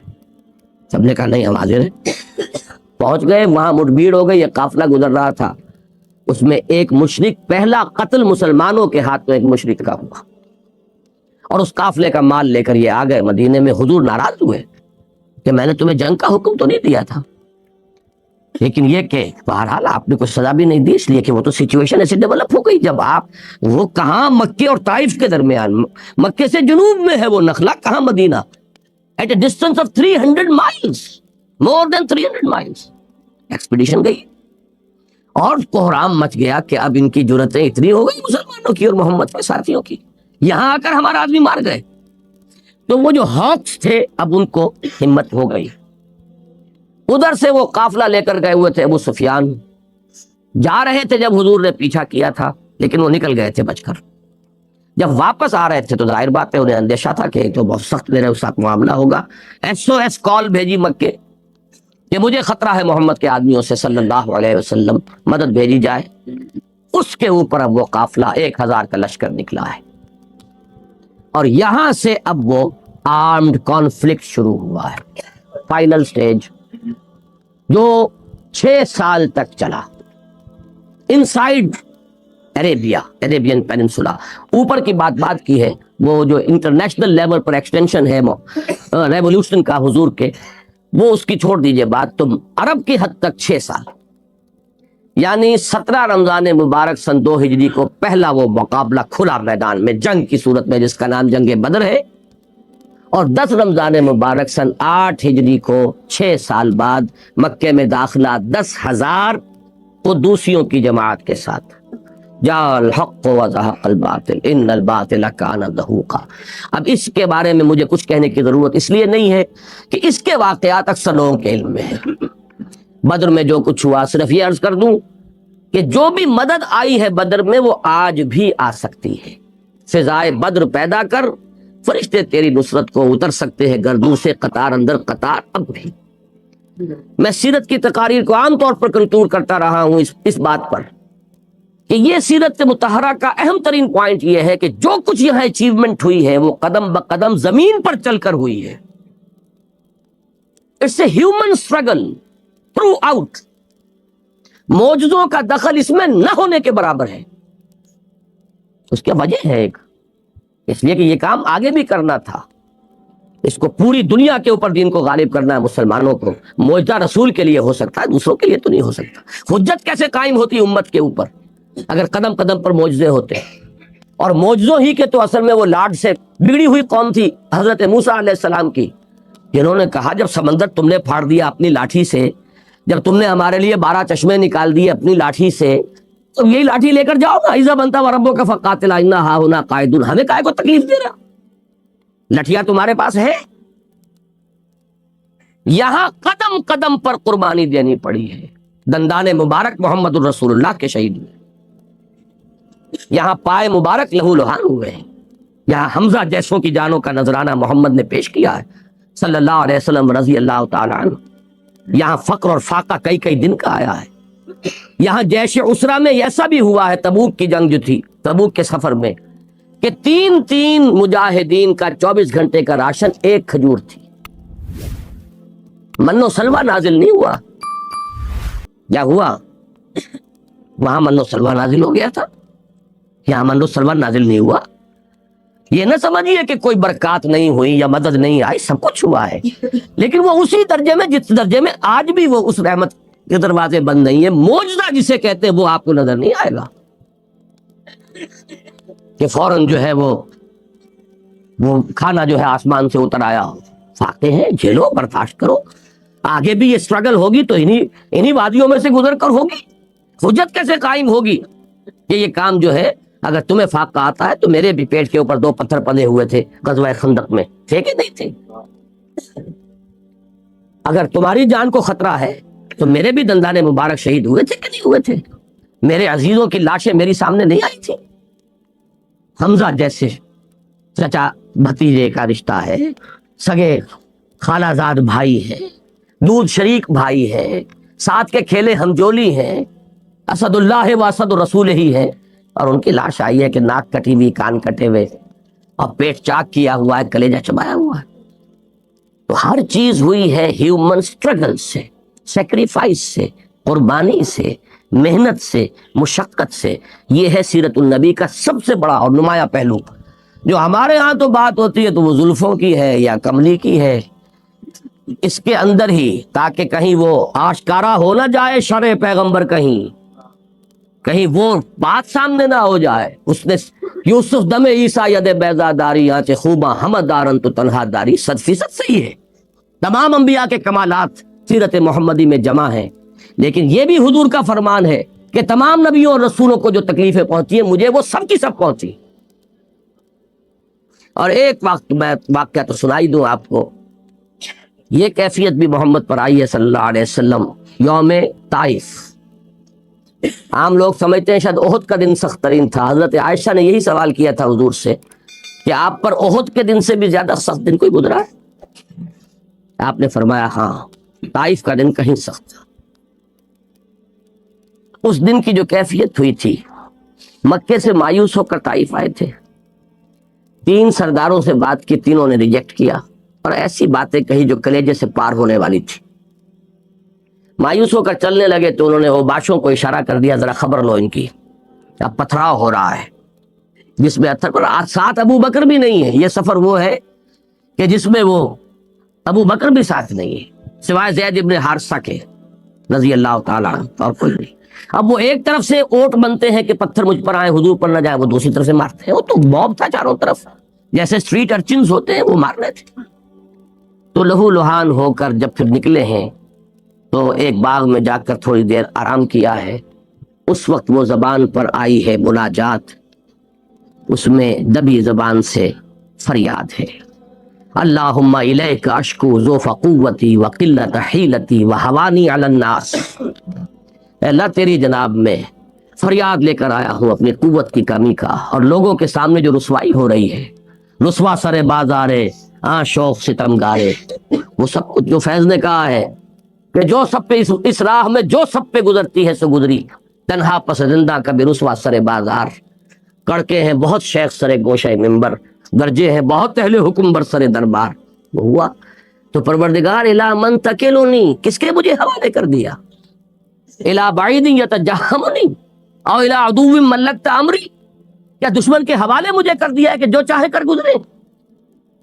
لیکن اس کے بعد وہ مقام رضا سامنے آتا ہے, ان لم یکن علی غضبک فلا ابالی. پروردگار اگر تو ناراض نہیں ہے, تیری رضا اسی میں ہے تو کوئی پرواہ نہیں. ہر چہ باد آباد کشتی طرح بنداختے کہ ہر چہ ساقی ما ریخت عین الطاف. بہرحال یہ ہے وہ 6 سٹیپس. اب آخری بات ہے, اور میرا 1.5 گھنٹے کا وقت پورا ہو گیا ہے, میں آپ سے 5-7 منٹ صرف اور لوں گا. اس میں کہاں ہمیں اجتہادی تبدیلی کرنی پڑے گی. میری کتاب میں یہ چیپٹر شامل نہیں تھا فرسٹ ایڈیشن میں, جو سیکنڈ ایڈیشن اب آیا ہے مجھے پتہ نہیں یہاں پہنچا ہے کہ نہیں پہنچا ہے. اس میں وہ 40 صفحے کی وہ تقریر بھی اب شامل ہو گئی ہے جس میں میں نے اس پر گفتگو کی ہے کہ یہ تو ہے آبجیکٹو اسٹڈی آف دی سیرہ. اس میں تو ہمیں اپنا ذہن اپنا فکر جو ہے لگائے بغیر سوچنا ہے، بٹوین دی لائنز اخذ کرنا ہے کہ کیا سٹیجز تھیں، کن سٹیجز میں سے گزرے، اس لیے کہ ان سٹیجز کو اگر آپ نہیں سمجھیں گے تو بظاہر تضادات نظر آتے ہیں، وہ تضاد کے جس کو ٹائم بی نے کہا ایک جملے میں اتنی خباثت بھری ہوئی ہے کہ Muhammad failed as a prophet but succeeded as a statesman, اس لیے کہ ان کا تصور نبوت جو ہے حضرت مسیح اور حضرت یحییٰ والا وہ مکی دور میں تو نظر آتا ہے، مدنی دور میں تو وہ نہیں ہے، وہاں تو آپ مدبر ہیں، حاکم وقت ہیں، وہاں آپ سپہ سالار ہیں، تو Muhammad failed as a prophet but succeeded as a statesman. اسی کو مزید واضح کرنے کے لیے منگمری واٹ کا چونکہ میں نے حوالہ دیا تھا، اس نے 2 کتابوں میں سیرت لکھی ہے، محمد at Mecca, Muhammad at Medina, تاکہ کنٹراسٹ جو ہے نمایاں ہو جائے کہ یہ مکے والا محمد اور ہے اور مدینے والا محمد اور ہے، نعوذ باللہ من ذالک صلی اللہ علیہ وسلم۔ یہ سمجھ میں آئے گا اسٹیجز آف ریولوشن سے کہ ہر دور کا ایک تقاضا ہے۔ ایک وقت میں محمد الرسول اللہ کا حکم یہ ہے کہ چاہے تمہارے جسم کے ٹکڑے اڑ جائیں تم جوابی کارروائی بھی نہیں کر سکتے، کفو ایدیکم، اپنے ہاتھ بندھے رکھو۔ اور ایک وقت میں حکم آیا ہے وَقَاتِلُوا فِي سَبِيلِ اللَّهِ الَّذِينَ يُقَاتِلُونَكُمْ، قتال کرو اب اللہ کی راہ میں ان سے جو تم سے جنگ کر رہے ہیں۔ كُتِبَ عَلَيْكُمُ الْقِتَالُ وَهُوَ كُرْهٌ لَكُمْ وَعَسَىٰ أَن تَكْرَهُوا شَيْئًا وَهُوَ خَيْرٌ لَكُمْ وَعَسَىٰ أَن تُحِبُّوا شَيْئًا وَهُوَ شَرٌّ لَكُمْ وَاللَّهُ يَعْلَمُ وَأَنتُمْ لَا تَعْلَمُونَ۔ اب تم پر جنگ فرض کر دی گئی ہے اور تمہیں ناگوار ہے، ہو سکتا ہے کہ کوئی شے تمہیں ناگوار ہو حالانکہ اسی میں خیر ہو، اور کوئی چیز تمہیں پسند ہو حالانکہ اس میں شر ہو، اللہ جانتا ہے تم نہیں جانتے۔ بظاہر تو کنٹراسٹ کہیں گے لیکن یہ سٹیجز ہیں، اس ریولوشن کی سٹیجز۔ اسی طرح دیکھیے ایک بڑا کلوز کنٹراسٹ ہے، صلح حدیبیہ کے وقت آپ ایسی شرائط پر صلح کر رہے ہیں کہ جن کو سمجھا جا رہا ہے کہ بہت دب کر صلح ہو رہی ہے، بہت جوش میں ہے حضرت عمر بھی رضی اللہ تعالیٰ عنہ، اور حضرت علی بھی فرماتے ہیں کہ حضور میں اپنے ہاتھ سے تو نام نہیں کاٹ سکتا آپ کا، نام کے ساتھ رسول اللہ کے الفاظ، پورا کا پورا جو مجمع ہے وہ سخت اس پر پریشان ہے کہ وجہ کیا ہے۔ لیکن 2 سال کے بعد خود ابو سفیان آتے ہیں چل کر مکے مدینے کہ صلح کو دوبارہ کر لیجئے، تجدید صلح کر لیجئے، ہم سے خطا ہو گئی، اور حضور صلح نہیں کر رہے، سفارشیں کروا رہے، اپنی بیٹی کے پاس گئے سفارش کرانے کے لیے، ام حبیبہ کے پاس نہیں۔ تو یہ کیوں ہے؟ یہ سارا اس پروسیس کو سمجھیں گے تو ہر سٹیج کے اپنے تقاضے ہیں، اس کے اپنی ضروریات ہیں۔ مقصد ہے دین کا غلبہ، مقصد صرف تبلیغ نہیں ہے، مقصد ہے دین کا غلبہ۔ دین غالب ہو تو وہ نظام عدل و قسط قائم ہو۔ اب اس آیت کی طرف آئیے، جو میں نے کہا تھا کہ پہلا حصہ پہلے دن میں نے پڑھا تھا، آخری حصہ اب پڑھ لیجئے، اور میں نے عرض کیا تھا کہ اس سے زیادہ عریاں انقلابی عبارت میں دعویٰ کرتا ہوں کہ پورے انقلابی لٹریچر میں دنیا میں نہیں ہو سکتی۔ لَقَدْ أَرْسَلْنَا رُسُلَنَا بِالْبَيِّنَاتِ، ہم نے بھیجا اپنے رسولوں کو واضح تعلیمات کے ساتھ۔ وَأَنزَلْنَا مَعَهُمُ الْكِتَابَ وَالْمِيزَانَ، ان کے ساتھ ہم نے کتاب اتاری، میزان اتاری۔ یہ سب کچھ کس لیے؟ لِيَقُومَ النَّاسُ بِالْقِسْطِ، تاکہ لوگ عدل پر قائم ہو۔ نظام عدل و قسط مقصد بعثت محمدی ہے صلی اللہ علیہ وسلم۔ نظام عدل و قسط کا قیام مقصد نزول وحی ہے۔ ہم نے اس لیے یہ سب کچھ کیا، لِيَقُومَ النَّاسُ بِالْقِسْطِ۔ اب اس میں وہ سارے مراحل درمیان میں سے نکال کر آخری بات کا اللہ نے صرف ذکر کیا ہے، فل ان دی گیپ آپ خود کیجئے۔ آگے فرمایا آخری بات، وَأَنزَلْنَا الْحَدِيدَ، ہم نے لوہا بھی اتارا ہے بگڑے تگڑوں کے علاج کے لیے۔ وہ جو پنجابی میں کہتے ہیں کہ 4 کتاباں عرشوں آئیاں، اب 5واں آیا ڈنڈا، تو ہم نے لوہا اتارا ہے۔ وہ کتاب تو ہے جو ذہین لوگ، جو سلیم الفطرت لوگ ہیں، ان کو تو وہ کتاب کھینچ لے گی، لیکن ان کو صورت شمشیر ہے دست قضا میں وہ قوم، اب ان کو بنانا ہے اعلی انقلاب، اور ان کو بل نقذف الحق بالحق علی الباطل، اس حق کو باطل پر دے ماریں گے، ٹکرائیں گے۔ اس کے لیے فرمایا ہم نے لوہا بھی اتارا ہے، فیہ باس شدید، اس میں جنگ کی صلاحیت ہے، ومنافع للناس، اور بھی منفعتیں ہیں، کوئی پھکنی چمٹا توا پرات وہ بھی بن جاتی ہے۔ وَلِيَعْلَمَ اللَّهُ مَن يَنصُرُهُ وَرُسُلَهُ بِالْغَيْبِ، اور اللہ دیکھنا چاہتا ہے کون اس کے وفادار بندے ہیں اس لوہے کی طاقت کو ہاتھ میں لے کر مدد کرتے ہیں اللہ کی اور رسولوں کی غیب میں ہونے کے باوجود. یعنی اللہ کے دیے ہوئے نظام عدل و قسط کے قیام کے لیے اب وہ جان ہتھیلی پر رکھ کر میدان میں آئے. وہ ہیں ہمارے سچے مومن، وہ ہیں ہمارے مخلص اور وفادار بندے، تاکہ اس ظلم کا خاتمہ ہو، استیصال ہو اس ظلم کا، اور عدل و انصاف قائم. تو میں اب عرض کر رہا تھا آخری بات کہ ہمارا یہ ماحول اور اس وقت کے ماحول میں دو چیزیں ڈیفرنٹ ہو گئی ہیں. ایک یہاں مقابلہ جو ہمارا امیجیٹ ماحول ہے مسلمانوں ہی سے ہے، چاہے وہ فاسق ہو، فاجر ہو، ظالم ہو، وہ سرمایہ دار ہو، فیوڈلز ہو، وہ کوئی بھی ہو، کتنے ہی زانی ہو، شرابی ہو، ہے تو مسلمان. وہاں معاملہ تھا کھلم کھلا کافر اور مسلمان کا مقابلہ. ایک یہ ڈیفیکلٹی ہے، پرابلم ہے. دوسرا ایک یہ ہے کہ وہاں جو مقابلہ تھا وہ کچھ نمبرز کا ڈیفرنس تھا، ہتھیاروں کا کوئی فرق نہیں تھا. وہی تلوار ادھر، وہی تلوار ادھر، نیزہ ادھر، نیزہ ادھر. آپ کہہ سکتے ہیں ادھر 100 نیزے، ادھر 2 نیزے، ادھر 313 آدمی، ادھر 1000 آدمی.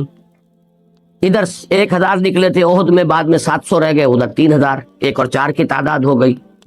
اس میں آپ جو اسلحہ کا فرق ہے وہ بھی ڈال لیجئے تو 1 اور 10، 1 اور 20، 1 اور 50، 1 اور 100 کا ہوگا، اور تو نہیں نا. یہاں معاملہ یہ ہے کہ سسٹمز ہیں، اسٹیبلش گورنمنٹس ہیں، ان کی حکومتیں ہیں، ان کے اسلحہ ہیں، ان کی فوجیں ہیں، ان کی پیراملٹری فورسز ہیں. یہ اتنی بڑی ڈسپیرٹی ہے کہ جس کا واقعہ یہ ہے کہ معاملہ جو ہے اسے نظر انداز کر لینا ممکن نہیں. تو اب کیا کیا جائے؟ منہج انقلاب نبوی کا نیا ایڈیشن مکتبے پر آ گیا ہے. حکمت قرآن کا بھی اپریل کا شمارہ آ گیا ہے. اس میں اب جو بھی اس کو اجتہاد کہیں گے، اس اجتہاد میں ایک مسئلہ ٹیکنیکل ہے، اس کو میں علیحدہ رکھ دیتا ہوں صرف چند جملوں میں، کہ امام ابو حنیفہ کا موقف یہ ہے کہ فاسق و فاجر اور ظالم حکمران چاہے وہ مسلمان ہو، ان کے خلاف تلوار اٹھائی جا سکتی ہے، کوئی سینکٹیٹی انہیں حاصل نہیں ہے. یعنی جو اقدام حضرت حسین نے کیا، حضرت زید نے کیا، حضرت نفس زکیہ نے کیا، وہ صحیح کیا. بعض حضرات ہمارے یہ سمجھتے ہیں کہ مسلمان ہو، مسلمان کیسا بھی ہو، فاسق و فاجر ہو، چاہے جب تک وہ کفر بواح کا حکم نہ دے اس کے خلاف تلوار نہیں اٹھ سکتی. تو ایک رائے امام ابو حنیفہ کی وہ میں نے آپ کے سامنے رکھ دی ہے اور میں اسی کا قائل. لیکن یہاں تو مسئلہ یہ ہے کہ وہ پریکٹیکیبل نہیں رہا، الا یہ کہ جیسے بستر خاص ٹرین ہے، افغانستان کا ہے، اب وہاں پر گوریلا وار کہیں اور بھی ہو سکتا ہے. تو میں نے صرف اصولاً اس لیے بیان کر دیا کہ وہ حرام مطلق نہیں ہے.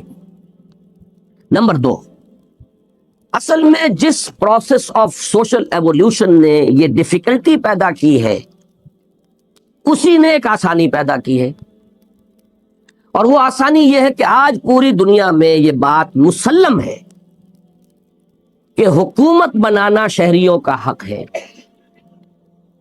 کوئی شخص اس کا انکار نہیں کر سکتا، اور وفاداری ریاست سے ہوتی ہے، حکومت سے نہیں. یہ جو کانسیپٹ ہے گورنمنٹ اور اسٹیٹ کا، جو علیحدہ علیحدہ 2 کیٹیگریز بن گئی، اور عام طور پر یہ جو نظام ہمارا چل رہا ہے اس میں ہم کہتے ہیں کہ ریاست کا سربراہ جو ہے وہ صدر ہوتا ہے اور حکومت کا سربراہ وزیر اعظم. تو در حقیقت جو وفاداری شہریوں کی ریاست سے ہوتی ہے، حکومت سے نہیں. حکومت کو بدلنے کا ان کا حق ہے، اور اس کے لیے ایک طرف تو پولیٹیکل پروسیس الیکشن کی شکل میں ہے، دوسری طرف وہ ایجیٹیٹ کر سکتے ہیں، ڈیمانسٹریٹ کر سکتے ہیں، پکیٹنگ کر سکتے ہیں، یہ بھی ان کا قانونی حق ہے، بشرطے کہ پرامن رہے، توڑ پھوڑ نہ کرے. یہ چیز ہے کہ جو ہمیں اس پروسیس آف سوشل ایوولوشن نے عطا کی، جو اس وقت نہیں تھی. اس وقت یہ فرق ہی نہیں تھا ریاست اور حکومت کے درمیان، جو حکومت تھی وہی ریاست ہے. حکومت سے اختلاف کے معنی ہے بغاوت. یہ تھا اصل سبب اس وقت جو حادثے ہوئے ہیں اس کا. اب یہ سوشل ایوولوشن کا پروسیس یہاں آ چکا ہے، لہذا اب بدل ہے اس کا، آرم کانفلکٹ کا بدل ہے وہی ایکٹیو ریزسٹنس بشکل ایجیٹیشن، ڈیمانسٹریشن، پکیٹنگ، پرامن، منظم پرامن. بس اس کے لیے دو مثالیں میں دے رہا ہوں. ایک مثال گاندھی کا معاملہ. اگر شروع سے کہیں کانگریس کی موومنٹ وائلنٹ ہو جاتی تو ہندوستان کو شاید ابھی بہت وقت لگتا. اگرچہ خارجی اثرات بھی بعد میں ہوئے ہیں، دنیا کی انٹرنیشنل سچویشن چینج ہوئی، امریکہ سین پر آیا، وہ بھی ہے فیکٹرز، لیکن بنیادی طور پر اس کا یہ عدم تشدد کہ چورا چوری میں ایک بہار کا قصبہ ہے جہاں ذرا وائلنس ہو گیا تھا لوگوں کی طرف سے تو اس نے اپنی پوری موومنٹ کال آف کر، اپنی پوری قیادت اور سیادت اور پولیٹیکل کیریئر کو داؤ پر لگا گیا وہ شخص کہ اگر تم پیسفل نہیں رہ سکتے تو میں ذمہ داری نہیں لیتا تمہیں لیڈ کر دیں گے. یہ عدم تشدد. اور اس سے بھی زیادہ نمایاں مثال ہمارے سامنے ایران کی آ چکی ہے. ظاہر بات ہے کہ ایران میں شہنشاہ وہ تھا جس کے پاس اتنا بڑا اسلحہ خانہ جمع تھا کہ کہا جاتا تھا کہ ایشیا میں سب سے بڑا اسلحہ خانہ اس کا ہے. اس لیے کہ رشیا جو ہے وہ ایشین پاور نہیں ہے، وہ تو یورپین پاور ہے، اس کو نکال دیجئے تو سب سے زیادہ اسلحہ کے انبار اس کے پاس تھے. ساوک کی جو ایجنسی ہے وہ جتنی دنیا کے اندر دوسرے یہ بھیڑیا نما ایجنسیز ہیں ان میں کسی سے کم نہیں تھی، آ گئی تھی. لیکن لوگ برداشت کیا، جھیلا. پھر یہ کہ وائلنٹ نہیں ہوئے وہ. یہ بعد کی انفائٹنگ جو ہے وہ علیحدہ بات ہے جو ان کے مابین ہوئی ہے، مجاہدین خلق اور دوسرے لوگوں کے مابین. جو ان کا پورا پروسیس تھا جس سے ٹاپل اوور کیا ہے وہ تو پیسفل ایجیٹیشن. مجھے بتایا گیا ہے ابھی ایک صاحب نے یہاں پہ جو کوئی ہے کونسل یہاں پر، انہوں نے بتایا ہے کہ 4000 خواتین ایک دن میں انہوں نے جانے دی ہیں اپنی. بچوں کو ساتھ لے کر خاص ایک ڈیمونسٹریشن کیا گیا تھا. شیر خوار بچوں کو اپنے سینے سے لگا کر 4000 خواتین نے ڈیمونسٹریٹ کیا ہے اور ان کو بھون دیا گیا ہے. واللہ عالم، اب یہ ان کا کہنا ہے. 4000 عورتوں نے جانے دیے لیکن انہوں نے کوئی توڑ پھوڑ نہیں کی. They remained peaceful. تو آج کے دور میں یہ معاملہ اس منطقی انتہا کو اس نہج سے پہنچ سکتا ہے، جانے دینے کے لیے تیار ہو جائے. اس لیے کہ ایک حد ہوتی ہے، اس سے آگے آپ کی ملک کی فوج آپ کو بھون نہیں سکتی. بھٹو صاحب کی ناکامی کا یہی تو سبب بنا تھا. نو مور. وہ سمجھتے تھے میری کرسی بہت مضبوط ہے، لیکن وہ کرسی جن کے بل پر قائم تھی انہوں نے کہہ دیا کہ نو مور. آرمی نے جواب دے دیا. آخر اپنے بھتیجے بھانجے، اپنے بھائی بند، اپنی قوم کے لوگ، یہ کوئی آکوپیشن آرمی تو نہیں تھی. جلیاں والا باغ کا معاملہ جو ہے روز روز تو نہیں ہو سکتا. یہ ہے اصل میں آنسر. اور اس کے لیے جو دینی عنوان ہے وہ ہے نہی عن المنکر بالید. وہ حدیث بہت مشہور جو آپ نے سنی ہے کہ تم میں سے جو کوئی بھی کسی بدی کو دیکھے اس کا فرض ہے کہ اس کے بدلے. اول یہ کہ طاقت سے، طاقت نہیں تو زبان سے، زبان نہیں تو دل سے. یہ کم ترین درجہ ہے. ذالک اضعف الایمان. پہلے سٹیج میں ہم یہ استعمال کریں گے باللسان، یہ غلط ہے، یہ حرام ہے، یہ ناجائز ہے، باز آ جاؤ، چھوڑ دو، خدا کے لیے چھوڑ دو. لیکن اگر وہ طاقت وجود میں آ جائے which is a big if. مسلمانوں پر قرآن مجید کے حقوق، اب تو یہاں شاید کوئی کتاب موجود نہیں رہی ہے، بہرحال اگر آپ کو ضرورت ہوتی ہے پاکستان سے منگا لیتے ہیں ہر شے، پڑھیے انشاءاللہ آ جائے گی چیزیں. نمبر 2 ذکر کیا ہے؟ اقیم الصلاۃ لذکری. نماز کو قائم کرو میری یاد کے لیے. یہ ذریعہ ذکر میں وہ تو ہے ہی مجسم ذکر، اور یہ ذریعہ ذکر میں سب سے اہم ہے. یہ عملی ذکر بھی ہو رہا ہے اور قولی بھی ہو رہا ہے. سورہ فاتحہ پڑھی آپ نے، قرآن شریف کی کچھ آیات پڑھی، پھر رکوع کیا. یہ رکوع جو ہے یہ آپ کا عملی ذکر ہے کہ آپ نے اپنے وجود سے اللہ کی عظمت کو تسلیم کیا. پھر آپ سجدے میں گرے، یہ آپ کا عملی ذکر ہے کہ اپنے وجود سے آپ نے اللہ کی عظمت کو اور تسلیم کیا. تیسری چیز ہے مسنون دعائیں اور مسنون اذکار جو حضور سے ثابت ہے. ہمارے ہاں کیا ہو گیا، مجھے فلاں بزرگ نے یہ چیز بتائی ہے، وہ تو پڑھتے چلے جا رہے ہیں. نہ قرآن سے دلچسپی، نہ اذکار مسنونہ سے دلچسپی. ادعیہ معصورہ، آپ غور کریں گے کہ زندگی کے ہر عمل کے لیے حضور کی دعا موجود ہے. صبح اٹھے دعا ہے، آنکھ کھلتے بیت الخلاء میں داخل ہونے لگے دعا ہے، نکلے دعا ہے، وضو کرنے بیٹھے دعا ہے، فارغ ہوئے دعا ہے. مسجد کے لیے گھر سے نکلے دعا ہے، مسجد میں داخل ہوئے دعا ہے، مسجد میں تو ہے ہی ذکر، نماز ہے، تلاوت ہے، باہر نکلے دعا ہے، گھر میں داخل ہونے لگے پھر دعا ہے، سواری پر سوار ہو رہے ہیں دعا ہے، اتر رہے ہیں دعا ہے، شیشہ دیکھ رہے ہیں دعا ہے، کپڑے پہن رہے ہیں دعا۔ زندگی کا کوئی عمل نہیں یہاں تک کہ جو تعلق زن و شو ہے، جس کو کہ خالص حیوانی بات سمجھا جائے گا، اس کے لیے بھی دعا ہے۔ غفلت میں وہ کام بھی نہیں کرنا، سمجھ رہے ہیں آپ؟ اب آپ غور کیجئے، اس میں کوئی اضافی وقت نہیں لگا، کوئی اضافی پوسچر اختیار نہیں کیا، آپ نے یوں بیٹھو، اس طرح بیٹھو، یوں کرو، کوئی آپ کا وقت اضافی نہیں لگا، جو کام کر رہے ہیں اور آپ اللہ کو یاد کر رہے ہیں، اور وہ اللہ کی یاد اس کام کی مناسبت سے ہے۔ ان ادعیہ معصورہ سے دو تعلق جڑ گئے انسان کے، دعا کس سے کر رہے ہیں؟ اللہ سے، جڑا کہ نہیں؟ اور یہ الفاظ کس کے ہیں؟ محمد رسول اللہ کے۔ تو آپ کے دو تعلق جڑ گئے۔ آپ اپنی جی سے گھڑ کر دعا مانگیں گے تو پہلا تعلق تو ہو جائے گا، دوسرا نہیں ہوگا۔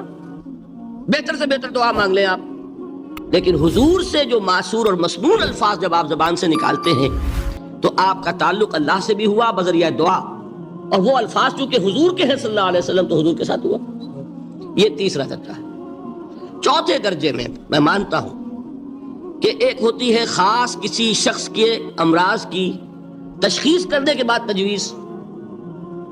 کوئی اگر طبیب ہے، ماہر طبیب روحانی، وہ آپ کو دیکھے گا تو اندازہ لگائے گا کہ آپ میں کیا کمی ہے، اس کے مطابق آپ کو ذکر بتائے گا۔ بھئی فلاں آیت کا مراقبہ کیا کرو، کسی میں بزدلی ہوتی ہے، کسی میں مال کی محبت زیادہ ہوتی ہے، کسی میں توکل کی کمی ہے، کسی میں شہرت کی خواہش ہے، نمایاں ہونے کا جذبہ ہے، کسی میں تکبر ہے، سب کا ایک سا برس تو نہیں ہوتا نا۔ تو یہ در حقیقت اندھے کی لاٹھی سے نہیں چلنے والی بات، یہ تو ماہر کی کا کام ہے کہ وہ تجویز کرے کہ تمہارے لیے خاص طور پر ذکر یہ ہے۔ در حقیقت ہمارے جو یہ سلسلے تھے سلوک کے، یہ بڑے ماہر ہوتے تھے، یہ لوگ بڑے ماہر اطباء تھے۔ یہ جو علم نفسیات ہے اس کے ہمارے صوفیاء سے بڑھ کر کبھی کوئی عالم گزرا ہی نہیں دنیا میں۔ فرائیڈ کیا ہے اور ایڈلر کیا ہے اور یونگ کیا ہے، بچے ہیں۔ ہمارے صوفیاء اکرام نے جس طرح انسان کی نفسیات کو سمجھا اور وہ ان کی مناسبت سے تجویز کرتے تھے، لیکن اس کو رکھا جائے گا چوتھے نمبر پر۔ جیسے مولانا احمد علی صاحب فرمایا کرتے تھے، بھائی اس آیت کا مراقبہ کیا کرو۔ مراقبہ کیا مانی؟ اب ان الفاظ کو بھی ہم نے خام خواہ کچھ خاص ایک شکل دے دی۔ مراقبہ کیا؟ توجہ کرنا، دھیان کرنا، خاص اس آیت کے اوپر، اس کے معانی پر اپنے ذہن کو جمانا۔ وہ کیوں ہے؟ تاکہ آپ کے اندر جو کمی ہے اس کی تلافی اس سے ہو۔ لیکن یہ کہاں آئے گا؟ چوتھے نمبر پر، سمجھ گئے؟ تو نفاق سے بچنے کا ذریعہ، پریونشن کیا ہے نفاق سے؟ دوام ذکر۔ نہ تمہیں تمہاری اولاد، نہ تمہارے اموال، نہ تمہاری تجارت، نہ کاروبار اللہ کے ذکر سے غافل نہ کر سکے۔ پنجابی میں کہتے ہیں کہ ہتھ کارول اور دل یارول۔ کام کر رہے ہیں آپ، لیکن یہ کہ دل اللہ کے ساتھ لگا ہوا ہے، زبان تر ہے اللہ کی یاد سے۔ جو قرآن یاد ہے، گاڑی میں آپ بیٹھے جا رہے ہیں، 2 گھنٹے آپ کو کار میں لگانے ہیں، قرآن شریف پڑھتے جائیے، اس سے بڑا ذکر ہی کوئی نہیں۔ یہ ہے پریونشن۔ اب اگر مرض ہو جائے تو کیا ہو؟ اس کے لیے 2 چیزیں ضروری ہیں۔ ایک دیکھیے، عجیب ہے یہ، نفاق کا علاج انفاق سے، صرف ایک الف لگا نا، انفاق کے معنی اور ہے۔ یہ بنا ہے کس سے؟ نفقت الدراہم، پیسے ختم ہو گئے، مک گئے، یا نفق الفرس، گھوڑا مر گیا۔ تو مال کو کھپانا، لگانا اللہ کی راہ میں، اگر دل میں نفاق کی کوئی آلائش آئی ہے تو اس کا ازالہ ہوگا انفاق فی سبیل اللہ سے۔ مال اللہ کی راہ میں دیجئے، صدقہ کیجئے، خیرات کیجئے، دیجئے، اللہ کے دین میں لگائیے۔ جتنا لگائیں گے نفاق دھل جائے، اس لیے کہ اصل سبب نفاق کا ہے ہی حب دنیا، دنیا کی محبت۔ لہذا اس کا ازالہ ہوگا جو سب سے محبوب شے ہے، مال۔ انہ لحب الخیر لشدید، مال محبوب ترین ہے کہ نہیں؟ لہذا اس کو اللہ کی راہ میں لگائیں گے تو وہ نفاق دھل جائے گا۔ اور ایک اور چیز ہے جو بہت اہم ہے، بہت ہی شعوری طور پر اس کا اہتمام کیجئے۔ جس وقت دین کے کسی فرض کی انسان کو سمجھ آ جائے، اس کا شعور پیدا ہو جائے، پھر ڈیلے نہ ہو. ذرا سا ڈیلے جو ہے اس پر عمل کرنے میں، یہ در حقیقت نفاق کو جڑ پکڑنے کا موقع دینا ہے. Immediate action. ایک بات سمجھ میں آ گئی، فوراً عمل کرو. اس میں شیطان کیا کرتا ہے، ذرا ٹھہر جاؤ، ابھی دیکھو یہ فرض ہے، یہ ذمہ داریاں ہیں، یہ کرنا ہے، اور پھر لگا دینا اپنے آپ کو. بہت سے لوگ کہتے ہیں بس یہ ریٹائرمنٹ کے بعد تو سارا میں دین کے لیے وقف کر دوں گا. اول تو خدا کے بندے تمہارے اندر رہ کیا جائے گا ریٹائرمنٹ کے بعد؟ سارا تو کھپ چکو گے، رہ کیا جائے گا؟ دوسرے یہ کہ یہ بھی جان لیجئے کہ کار دنیا کسے تمام نہ کر. ریٹائرمنٹ کے بعد کون فارغ ہو جاتا ہے؟ بیٹوں بیٹیوں سے فارغ ہوئے تو پوتے پوتیاں موجود ہیں، نواسے نواسیاں موجود ہیں. کبھی بھی وہ بوجھ ختم نہیں ہوتا زندگی کا. وہ تو یہ کہ آج بات سمجھ میں آئی ہے تو آج عمل ہونا چاہیے. قرآن مجید میں سورہ انعام میں بڑی شدید وعید آئی ہے. الفاظ ہیں یہ، وَنُقَلِّبُ أَفْئِدَتَهُمْ وَأَبْصَارَهُمْ كَمَا لَمْ يُؤْمِنُوا بِهِ أَوَّلَ مَرَّةٍ. انسان پر ایک حقیقت کا انکشاف ہوا کہ یہ بات حق ہے، فوراً تسلیم کرے. کسی مصلحت کی وجہ سے، کسی بزدلی کی وجہ سے، کسی لالچ کی وجہ سے، کسی اپنی سیادت یا قیادت کی وجہ سے کیسے مان لوں؟ لوگ کہیں گے کہ یہ نیچے ہو گیا، وہ اونچا ہو گیا جس کی بات مانی. کسی وجہ سے رک گئے تو اللہ تعالیٰ اندر سے وہ جو استعداد ہے حق کو پہچاننے کی وہ سلب کر لیتا. وَنُقَلِّبُ أَفْئِدَتَهُمْ وَأَبْصَارَهُمْ. ہم الٹ دیں گے ان کے دلوں کو بھی اور ان کی آنکھوں کو بھی. کیوں؟ كَمَا لَمْ يُؤْمِنُوا بِهِ أَوَّلَ مَرَّةٍ. اس لیے کہ وہ پہلی مرتبہ جب انکشاف حق ہوا ہے وہ ایمان نہیں لائے. اس کا میں ایک واقعہ آپ کو سنانا چاہتا ہوں کہ کس طرح صحابہ کرام پر بھی وقتی طور پر یہ واقعہ اگر صحابہ کرام کا نہ ہوتا تو یہ حقائق سمجھ میں نہ آتے. غزوہ تبوک کے موقع پر یہ میں جملہ انکمپلیٹ رہ گیا، ضعف ایمان کا حملہ ہو جاتا تھا، نفاق کا نہیں معاذ اللہ. لیکن ضعف ایمانی کی اگلی منزل شروع ہو جاتی ہے نا، نفاق. جہاں جھوٹ بولنا شروع کیا نفاق، جھوٹی قسمیں کھانی شروع کی سیکنڈ سٹیج، اور جہاں مومنین صادقین سے بغض اور عداوت پیدا ہو گیا وہ تھرڈ سٹیج. تو وہ ضعف ایمان کا کیسے ہوتا ہے یہ حضرت کعب ابن مالک نے بڑی تفصیل سے بیان کیا ہے. غزوہ تبوک کے موقع پر جہاں منافقین نے آ کر جھوٹے بہانے بنائے، جھوٹی قسمیں کھائیں اور حضور سے ایگزمپشن لے لی، چھٹی لے لی، رخصت لے لی، وہاں 3 ایسے صحابہ بھی تھے جو مومن صادق تھے، لیکن وقتی طور پر شیطان نے انہیں ورغلایا. کیسے ورغلایا وہ سمجھ لیجیے. کعب ابن مالک نے تفصیل سے بیان کیا ہے، اور میرے نزدیک یہ جہاں تک میرا مطالعہ ہے طویل ترین حدیث ہے، بخاری اور مسلم میں بھی موجود ہے. حضور جب واپس آئے ہیں اور اب آپ نے ایک ایک کو بلایا. جن لوگوں نے تو پہلے جھوٹی قسمیں کھا لی تھی ان کو تو بلانے کی ضرورت نہیں تھی، لیکن کچھ لوگ ایسے بھی تھے کہ جنہوں نے ایگزمپشن بھی نہیں لی تھی اور گئے بھی نہیں تھے. اب ان کو آپ نے ایک ایک کر کے پیشی ہوئی. آپ کیوں نہیں گئے تھے؟ تو اب جو منافقین تھے ان میں سے انہوں نے اس موقع پہ جھوٹی قسمیں کھا لی. خدا کی قسم حضور ہم تو بالکل تیار تھے، پوری میں نے تیاری بھی کر لی تھی، پورا ارادہ تھا، یہ وقتی طور پر یہ مصیبت مجھ پر آ پڑی. جس نے قسم کھائی انہوں نے کہا اچھا ٹھیک ہے جائیے. کعب ابن مالک کی باری آئی تو ان کے الفاظ اپنے یہ کہ جب میں پیش ہوا تو حضور کے چہرے مبارک پر ایک غصے والی مسکراہٹ تھی. زہر خند کہتے ہیں، ایک مسکراہٹ ہے لیکن غصے کے ساتھ، غضبناک. آپ فرمائیے آپ کیوں نہیں گئے؟ حضرت کعب یہ فرماتے ہیں کہ میں نے عرض کیا کہ حضور زبان میرے پاس بھی ہے، جھوٹ میں بھی بول سکتا ہوں، لیکن جھوٹ بول کر میں اس وقت آپ کی ناراضگی سے تو بچ جاؤں گا لیکن اللہ کے پکڑ سے نہیں بچ سکوں گا. میں اعتراف کرتا ہوں کہ جتنا صحت مند میں اس زمانے میں تھا کبھی نہیں تھا، جتنا فارغ البال اس وقت تھا کہ میرے پاس ساز و سامان موجود تھا راستے کے لیے، اتنا میں کبھی نہیں تھا. لیکن ہوا کیا؟ ہوا یہ کہ مجھے میرے نفس نے، شیطان نے پٹی پڑھائی. وہ پٹی کیا پڑھائی کہ حضور تو 30,000 کے لشکر کے ساتھ چلیں گے تو لشکر تو سلولی موو کرے گا نا. تمہارے پاس بڑی تکڑی، بڑی توانا صحت مند اونٹنی ہے، تم ذرا 2 دن بعد چلنا تیزی کے ساتھ اور حضور سے مل جانا. بس یہ تاخیر کاربا. تو انہیں خیال آیا کہ ابھی 2 دن گھر کی ٹھنڈی چھاؤں ہے، میں یہاں پہ جو آرام ہے وہ کر لوں. مجھے جگر کا شعر یاد آیا ہے کہ تپتی راہیں مجھ کو پکاریں، دامن پکڑے چھاؤں گھنیری. ایک طرف فرض کی پکار ہے، اس میں تو ظاہر بات ہے کہ وہ تپتی راہیں ہیں. لا تنفروا فی الحر، سنا چکا ہوا آیت. یہاں گھر میں، نخلستان میں، کھجوروں کی چھاؤں میں، اہل و عیال میں یہ ٹھنڈی چھاؤں جو ہے یہ پکڑ رہی ہے. بھائی 2 دن ٹھہر کے چلے جانا، ٹھیک ہے، کوئی نیت میں خرابی نہیں نا. اس کے بعد پھر جب ابھی 2 دن اور ٹھہر جاؤ، یہ تو بڑا لمبا سفر ہے، ذرا تیز اور دوڑ لینا. تو فرماتے ہیں کہ حضور میں اسی طریقے سے تاخیر و تعویق میں پڑا رہا، یہاں تک کہ ایک روز اچانک مجھ پر یہ چیز منکشف ہوئی کہ اب تو میں چاہے کتنا بھی تیز چل لوں میں آپ سے نہیں مل سکتا، میرے اعصاب ڈھیلے ہو گئے، اس طرح میں محروم رہ گیا. حضور نے بائیکاٹ کا حکم دیا صحابہ کو. 3 صحابہ تھے ایسے، 2 اور تھے جنہوں نے اسی طریقے سے اعتراف کیا.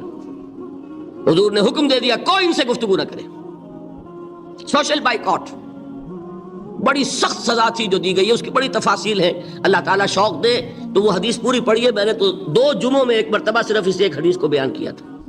شاید کہیں کیسٹس ہوں میرے ہاں، ہمارے نمبر کوئی مجھے یاد نہیں ہے، لیکن یہ بڑی عجیب حدیث ہے. لیکن اس میں جو اصل سبق ہے وہ کیا ہے؟ اس طریقے سے شیطان لے تو لال، تاخیر، تعویق، ابھی کیا جلدی ہے، ذرا اس کام سے فارغ ہو لو، ذرا پھر ترافی کر لینا، ذرا زیادہ زور سے کام کر لینا. یہ وہ چیز ہے کہ جو وہ تو خیر صحابی تھے، بچ گئے،